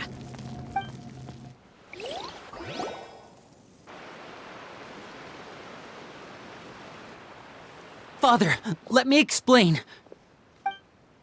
Out of my way. Father! You chose to conceal a threat to the house, and for that, you must be punished. Overall, however, I suppose your wrongdoing is hardly the most egregious of the bunch, so I'll deal with your punishments later. As for right now, the more pressing concerns are the traitors among us. By traitors? Do you mean us? Father, let me explain. We didn't mean to... Fultz, why don't you share what you heard? Yes, Father. Secret Midnight Meeting number 3. Participants: Filial, Nantoy, Sato, Toddy. Nantoy clearly said, if only Father wasn't the one who took us in. Sato added, I'm sick of this life. I just want to live as a normal person. Filial was the worst of them all. She called us crazies and said a bunch of mean things about Father. I did not! You're lying! Fultz is trying to frame us. It's not like I'm the only one who heard those things. After that, you and Toddy and a bunch of other people started talking about Clairvy. You were using all those things Clairvy brought up as an excuse to question Father. We're birds locked in a cage. The only way out is to destroy it. That's what you said, wasn't it? You little... You just want me gone, don't you? What did I ever do to you, huh? And you, Sheplo, have you forgotten who stood by your sickbed, watched over you, and changed your dressings? Come on, let's hear it then. What's your reason for all this?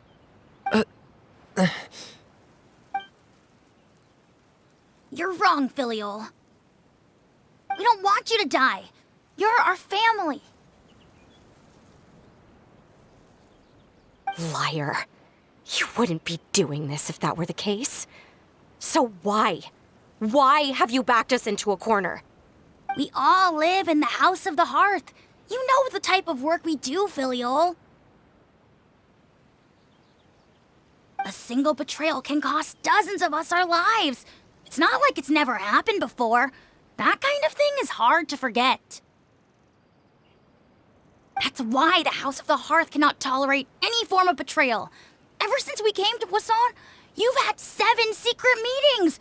A lot of the things you talked about really crossed the line. You've been spying on us for half a month? Wait a second. Now that I think about it, the move to Poisson was just a way to make it easier to spy on us, wasn't it? Because we were all in one place. You've had this planned all along. Filial, Nantoy, I'm sorry. I owe you both my life. I owe Clairvy too.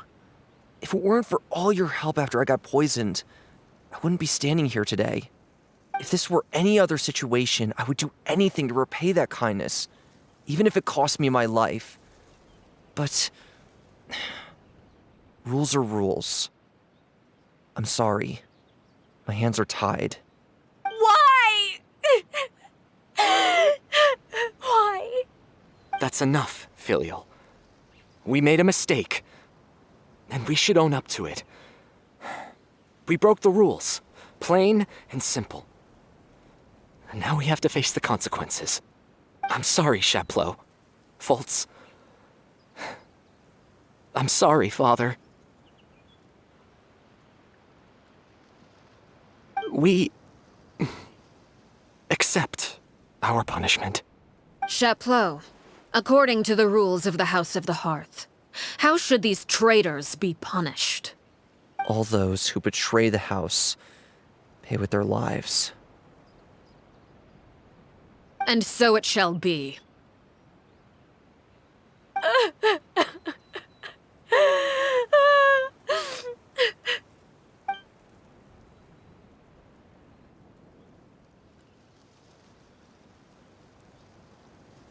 Father, please wait!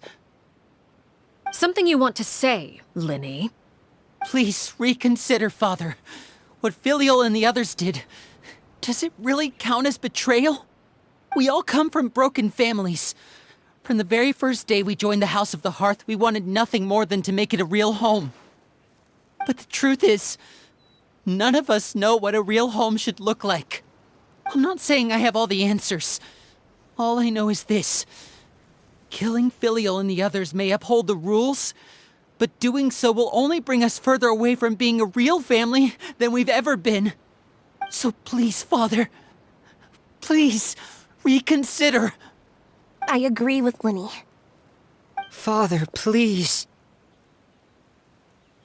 Linny, you...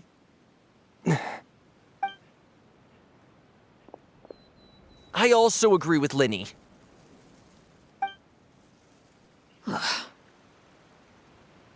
An order once given cannot be rescinded.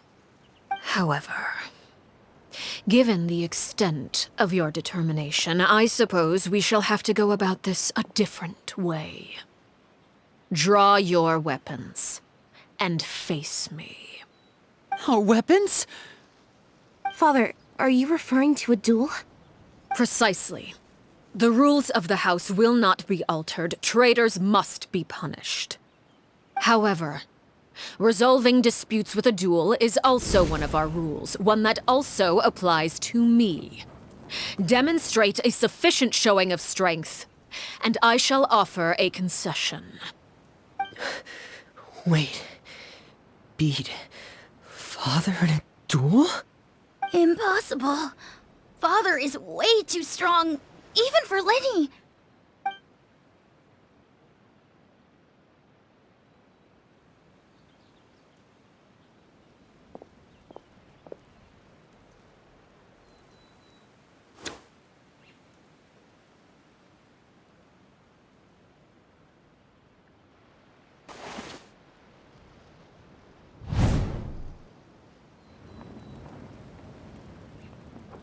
Did you hear that, Traveler?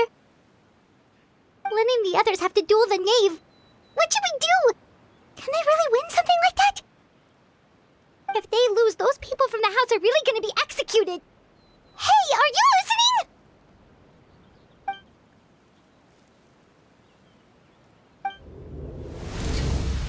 Don't you want to say a proper goodbye at least?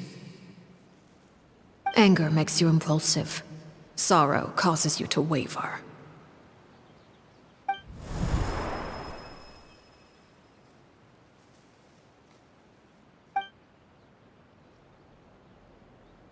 Oh.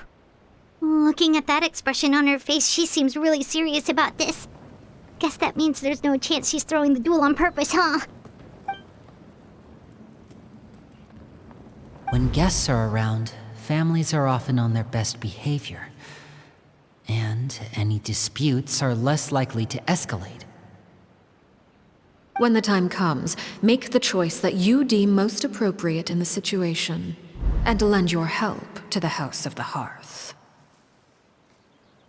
What's wrong, Traveler? Hey, where are you going? Traveler?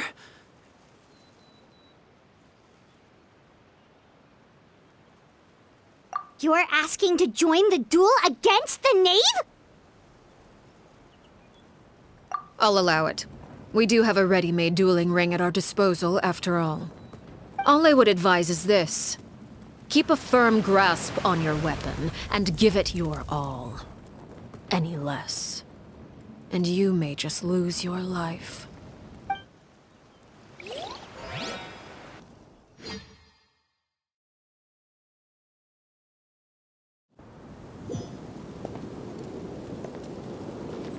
Rise with the sun! Is it my turn now? Locked on!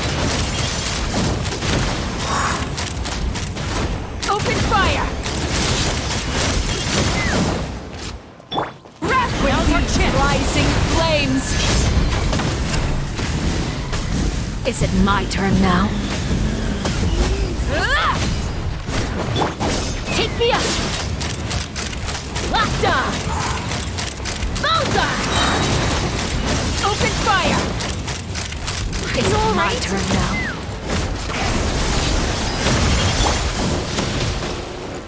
With these rising flames!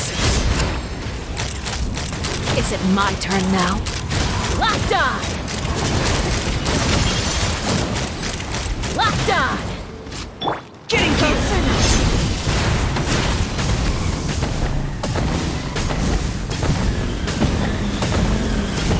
Incinerate!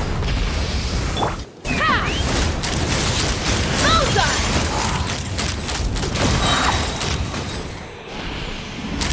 Spare your energy. Running is of little use.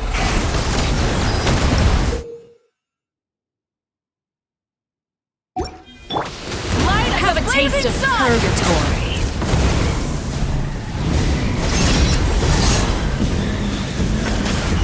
Incinerate! Light it up! Let's run! Are you alright? Closer now. With these rising flames! No, I am outplayed. Who's next? The countdown has begun. Try to Like pace a yourself. fly tangled in a web.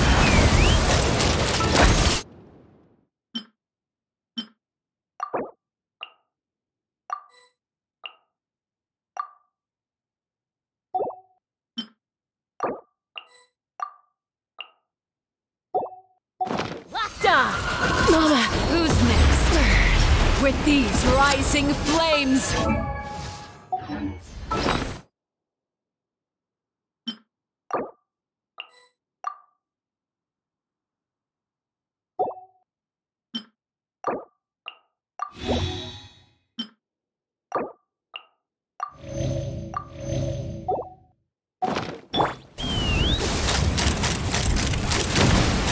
With these rising flames! And voila!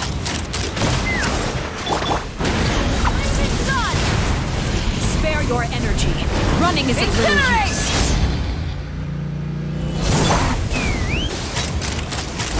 Locked on! With these rising flames! Hang in there! Hold on to your hats.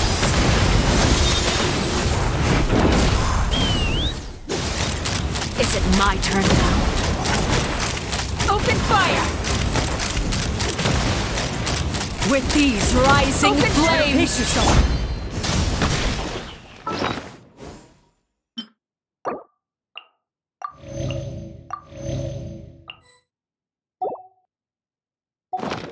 Spare your energy. Running is of little use. Open fire! Not bad. You've proven to be a worthy opponent after all. Locked on!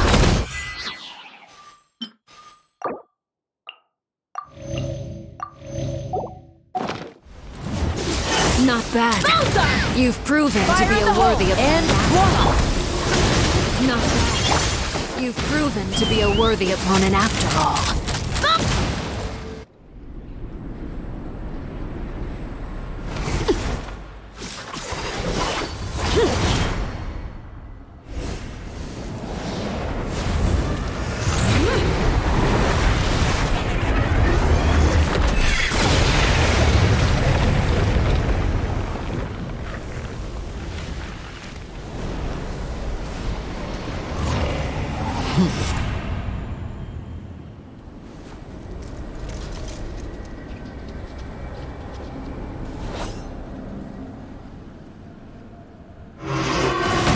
A worthy fight seared away. My blade.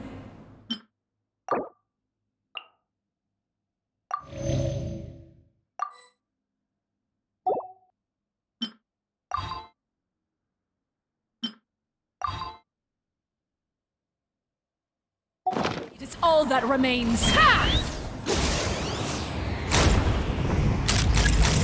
Locked on! Your punishment made manifest. Look out!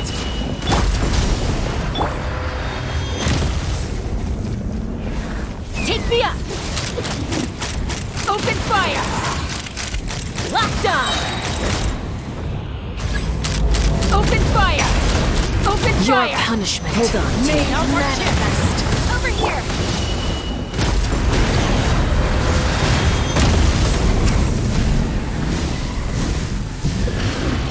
Let's fly!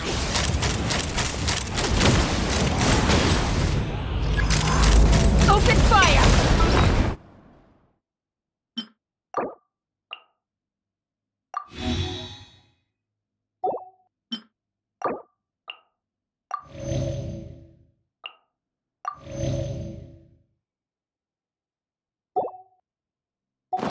Your punishment Watch out made for father's manifest. movements! Look out!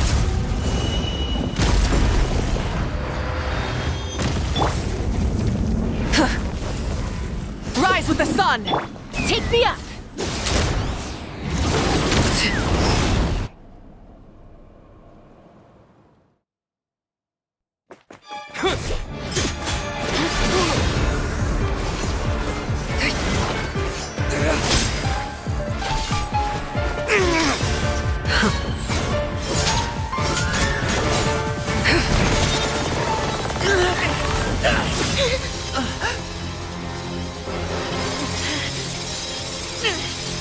You should know better than to crowd in one place.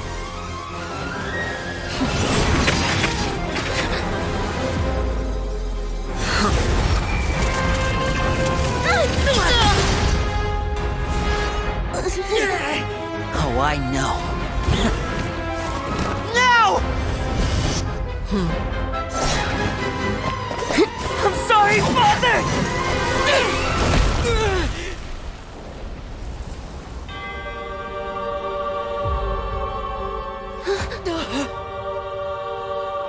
Sorry for what? This pitiful excuse for an attack.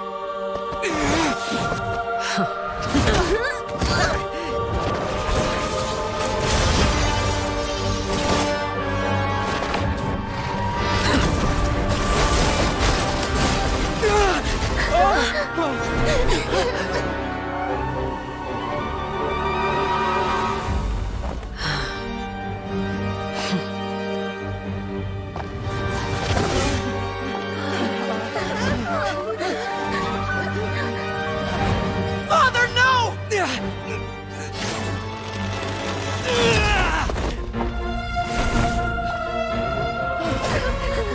Made it out, did you? You're stronger than I expected.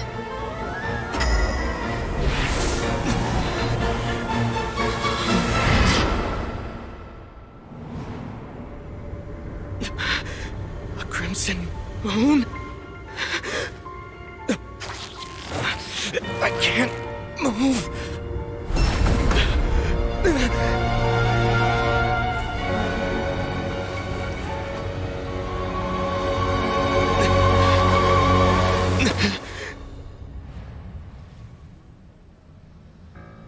Still, not strong enough to beat me.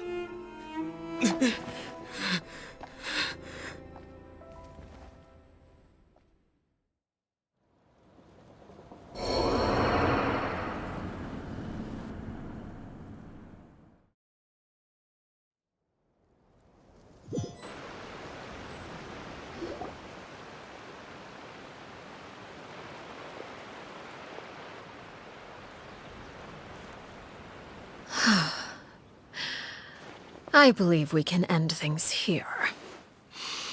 It's not often that we get to enjoy the company of guests, after all. We wouldn't want things to get too out of hand. Brother, are you all right? Lenny. Given that I am the victor of this duel, as agreed, the punishment stands. No!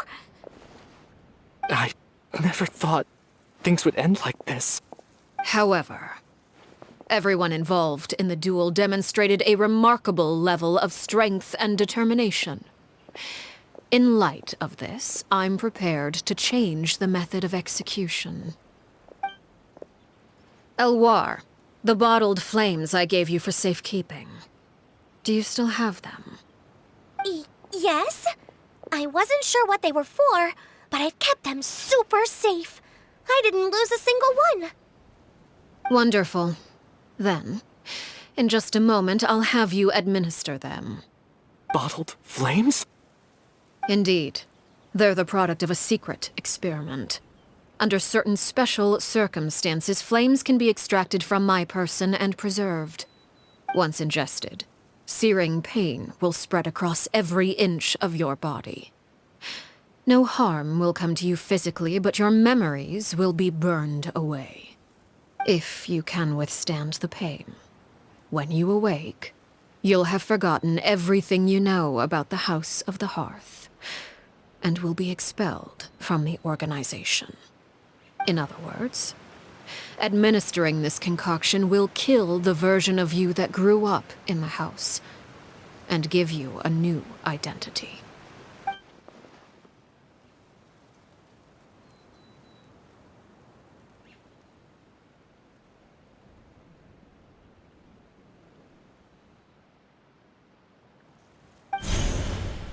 Memory is a mysterious thing indeed. Losing a portion of your memories will alter your sense of self.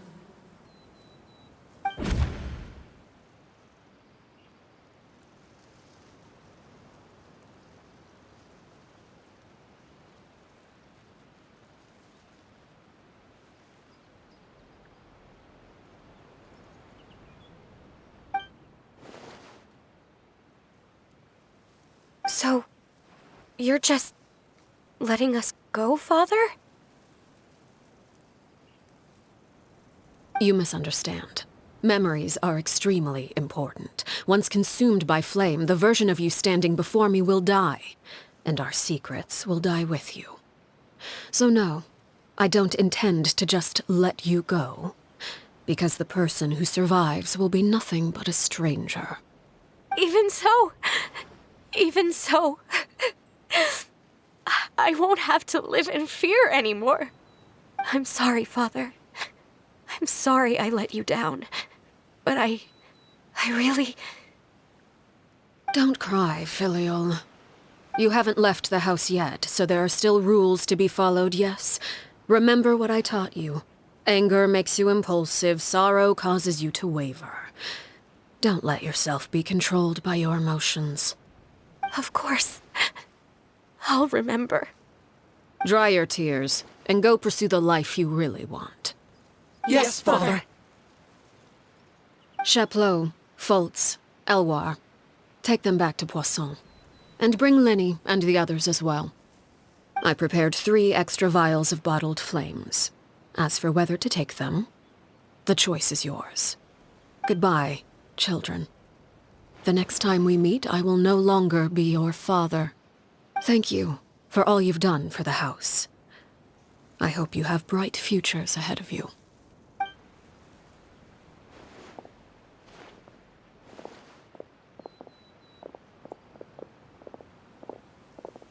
Father.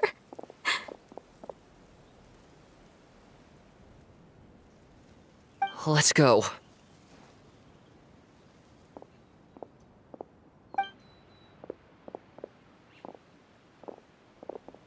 Here, grab my arm, Lenny. I'll help you walk back. Thank you.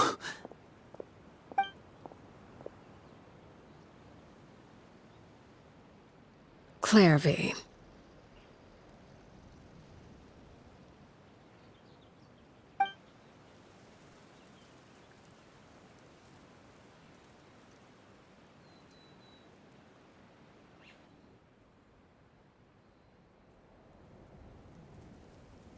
Can we talk now? I've been waiting for a super long time. You really are Perry, aren't you? I haven't seen you in so long. How come you're all grown up? Wait, did I somehow travel to the future on accident? Or am I dreaming? What a long dream. Neither. You died, Clairvy. That's what happened. You could have at least sugarcoated it a little. Look, she's still speechless.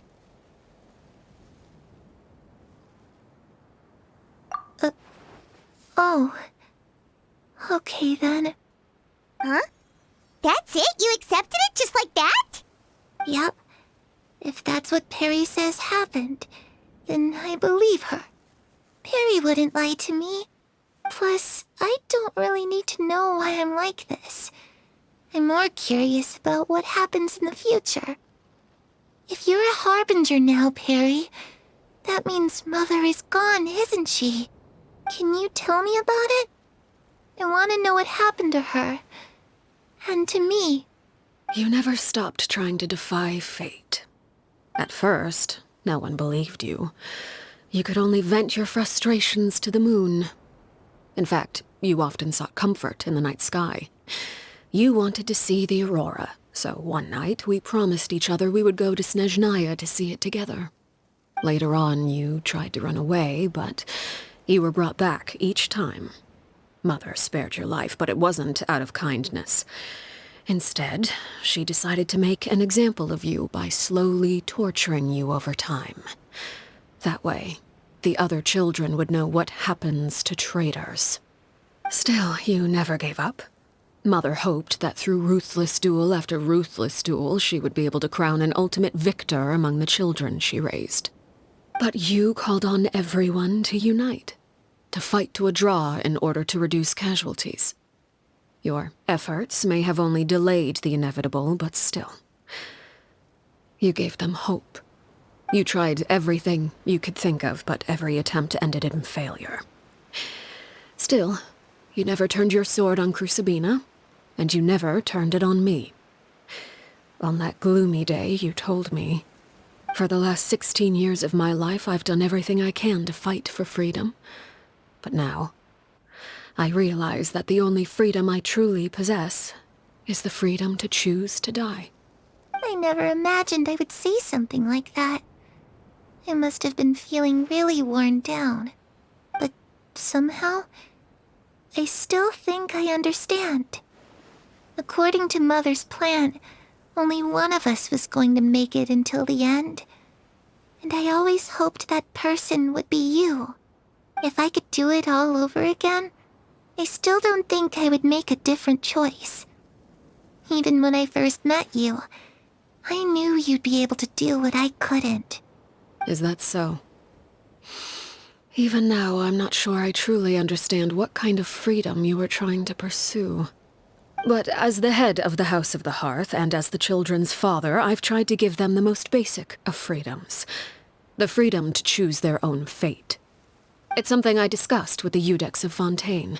The children who want to leave the house will have their memories wiped clean of all secrets pertaining to the organization. In return, they will be allowed to live a normal life in Fontaine without being prosecuted for their past. Of course, I won't simply hand freedom to them on a silver platter. They have to fight for it and prove themselves worthy of it. Only freedom that is earned has true value. That's more than enough. That's exactly the kind of life I was fighting for. You know, Perry, I think you're a pretty amazing king, and a really great father, too. I'm really happy that you're the one who took over the house. I guess I do have one regret, though. I still haven't seen the outside world. Well, it just so happens that our dear guests over here have been to many nations and traveled to countless places. Perhaps they would be willing to tell you what the outside world is like. Really? Of course! We've traveled all over the place. We've got so many stories, we could probably talk your ears off for 3 days straight!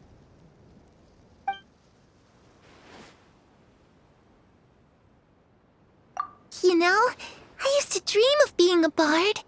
Playing the lute while singing into the winds of freedom. Even if there was no one there to listen, I would have continued to sing no matter what. Ah, that's where Mora comes from. I never knew that before. If I had some Mora, I would buy 3 new dresses. One for me, one for Perry, and one for Mother. It's just too bad Perry doesn't like wearing dresses. And Mother, well, she probably wouldn't accept something like that either. I guess I'd just have to keep them all for me then. I could wear a different one every day.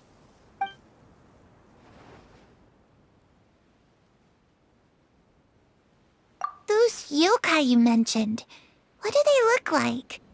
I once saw a drawing of this one guy with horns on his head and a super scary face. Are there any yokai like that? Oh, sounds like you're talking about an Oni. Yep, we've met one, and let Paimon tell you, they're not nearly as scary as they look.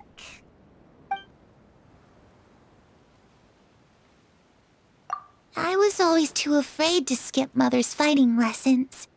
But at the academia, I bet you could do all sorts of secret things in class. Things that have nothing to do with studying. I'm just kidding. Being able to study whatever you want without having to fear for your life actually sounds pretty great.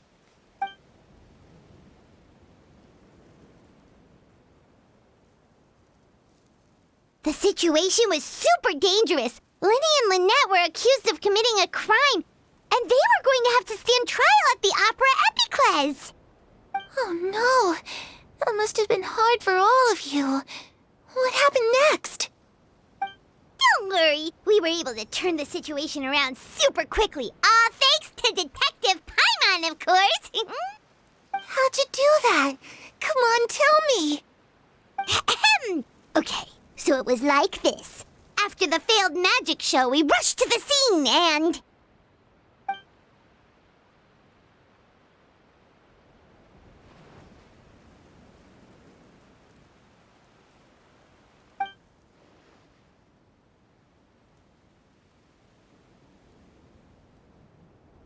Shadows don't have the capacity to learn or grow. Any new information they encounter is quickly forgotten over time.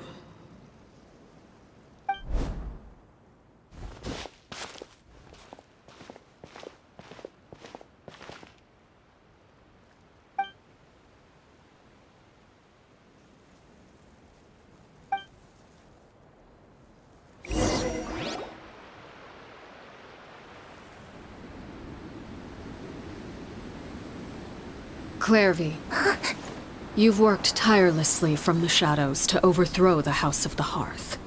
Now, by my authority as the Knave, I shall announce how this matter ends. You are hereby expelled from the House of the Hearth. You are no longer tied to this place, nor are you bound by its rules. You're saying that I can finally leave? I get to experience the outside world as well? Oh, I almost forgot. There's no getting older for me.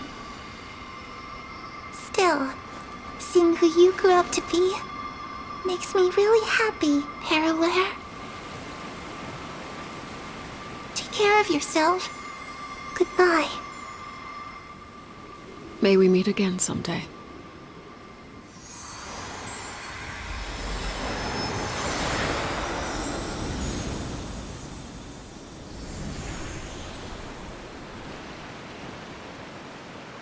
Clairvy. She left so soon. Paimon didn't even get to finish her story. I also have certain sentiments left unsaid. I wanted to tell her that the aurora I saw in Snezhnaya was just as beautiful as the ones in the pictures. But a shadow's memories reset at dawn. Had we delayed any longer, we wouldn't have had the time to say goodbye. Whatever regrets may linger, let them be lost to the coming of a new day.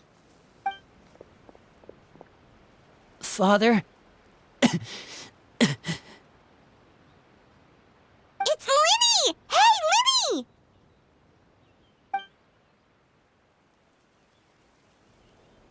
What is he doing back here? Let's go check it out.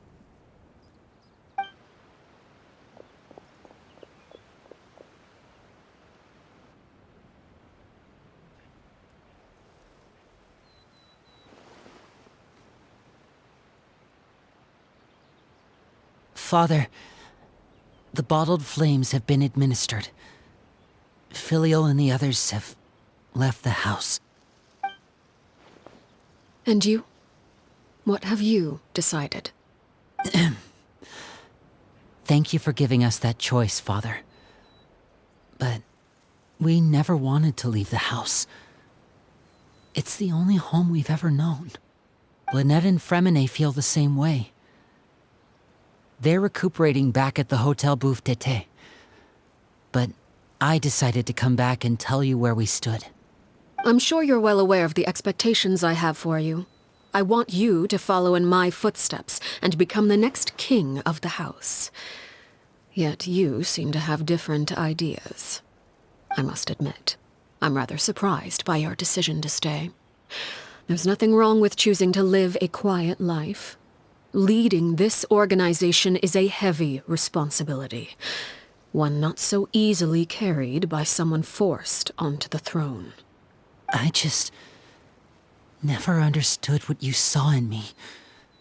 What made you believe I was deserving of that throne? You're brave, talented, and, most importantly, you cherish your family. You would do anything to protect them, even if it costs you your life.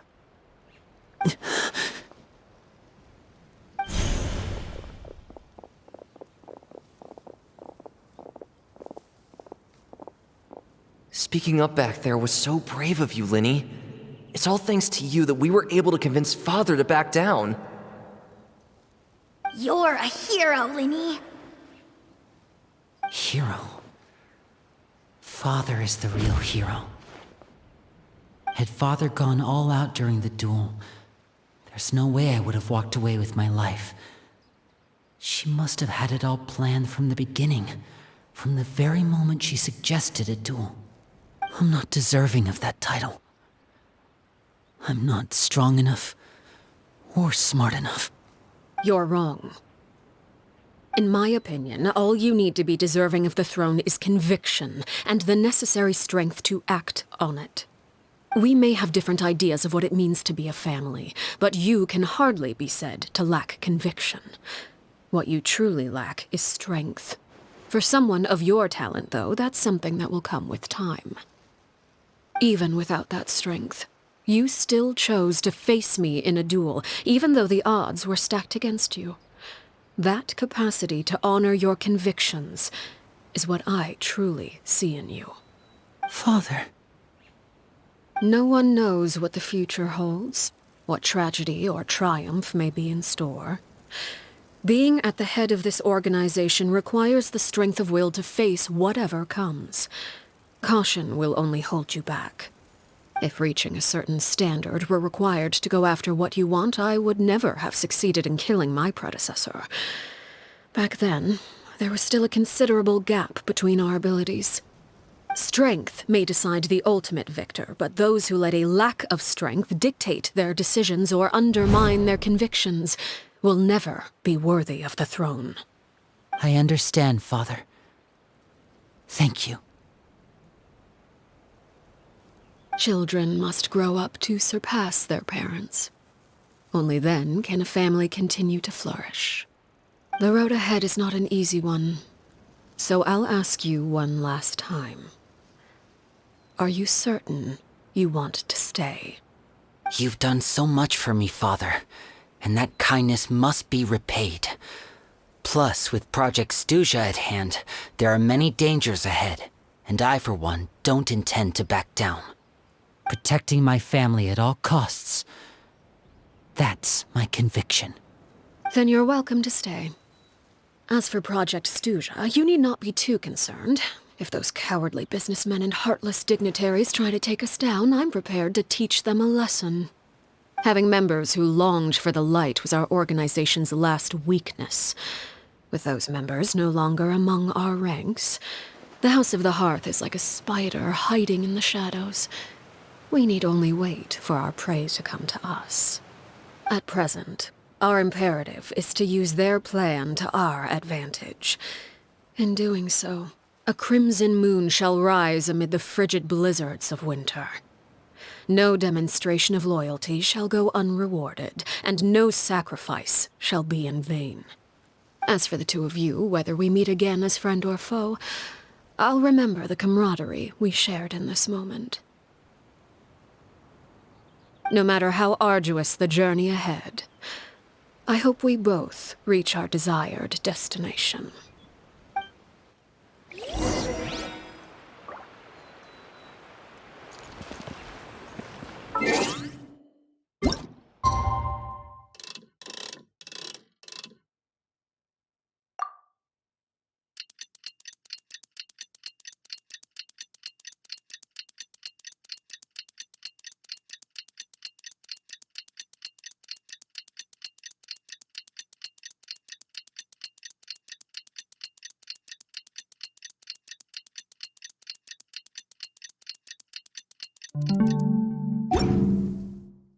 If my calculations are... Didn't Linny say that Lynette and Fremine were recovering at the Hotel Bouffe d'été?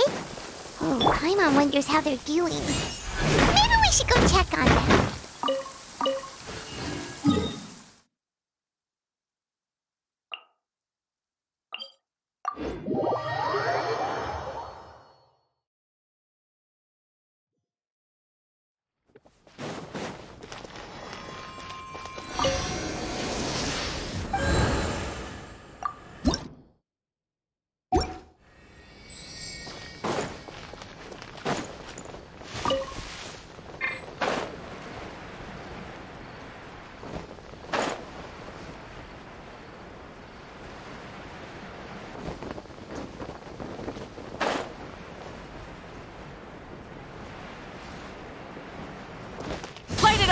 Rev the engines!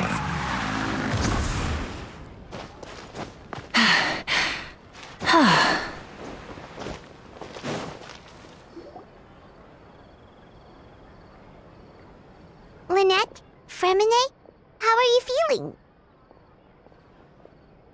Much better. Whew, what a relief! What about you? Are you feeling alright? I knew you'd come out unscathed. Us, on the other hand, well, we've been bedridden for 2 days. I couldn't even turn over. Oh, and I wanted to ask, is Clairvy gone?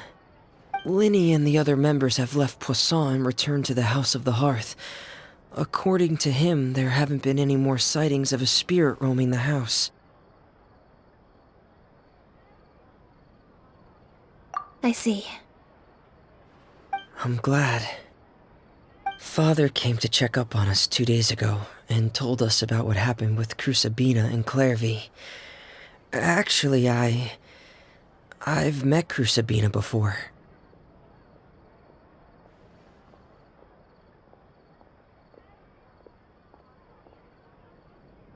Wait, what? You've met the former knave?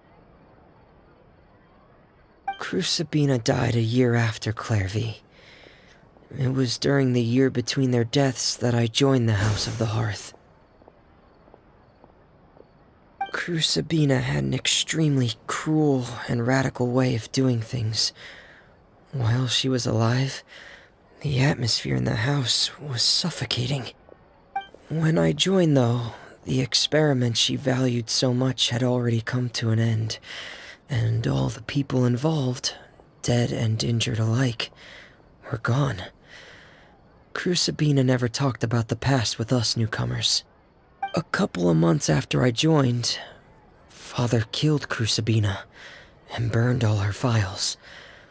With that, the names of all the people subjected to her experiments, Clairvy included, were lost to the flames, along with the painful memories they represented.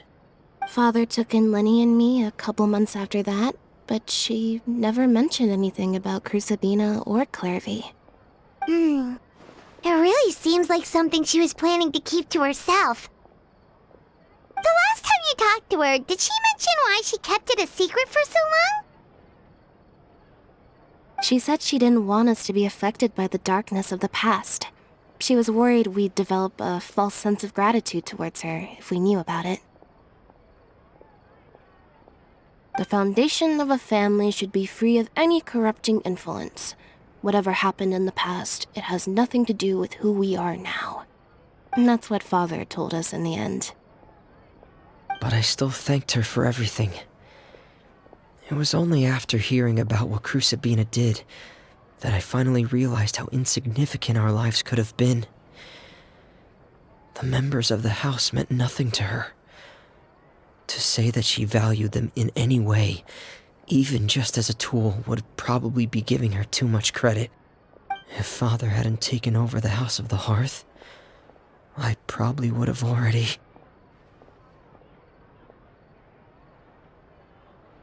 Father rarely brings up the fact that she saved us. She doesn't believe that being indebted to her should be what ties us together. But even if we didn't owe her anything, we would still choose to stay. Because this is our home. We may have arguments or times when we feel wronged. Some people may even choose to leave. But as long as Father is here, we will always have a home. Whether the path before us is bathed in sunlight or shrouded in shadow, we'll follow Father wherever she chooses to go. So I wanted to say thank you for helping us make it through this crisis. Without your help, we could have lost a lot more along the way. Oh, we didn't do anything, really. Of course. You're welcome anytime. Are Filial and Nantoy okay? I actually saw them at a cafe this morning. They didn't recognize me. From what I could tell, they were drinking coffee and talking about one of the operas that started running recently. They seemed happy. If I had to take a guess, I would say they finally found the kind of life they always wished for.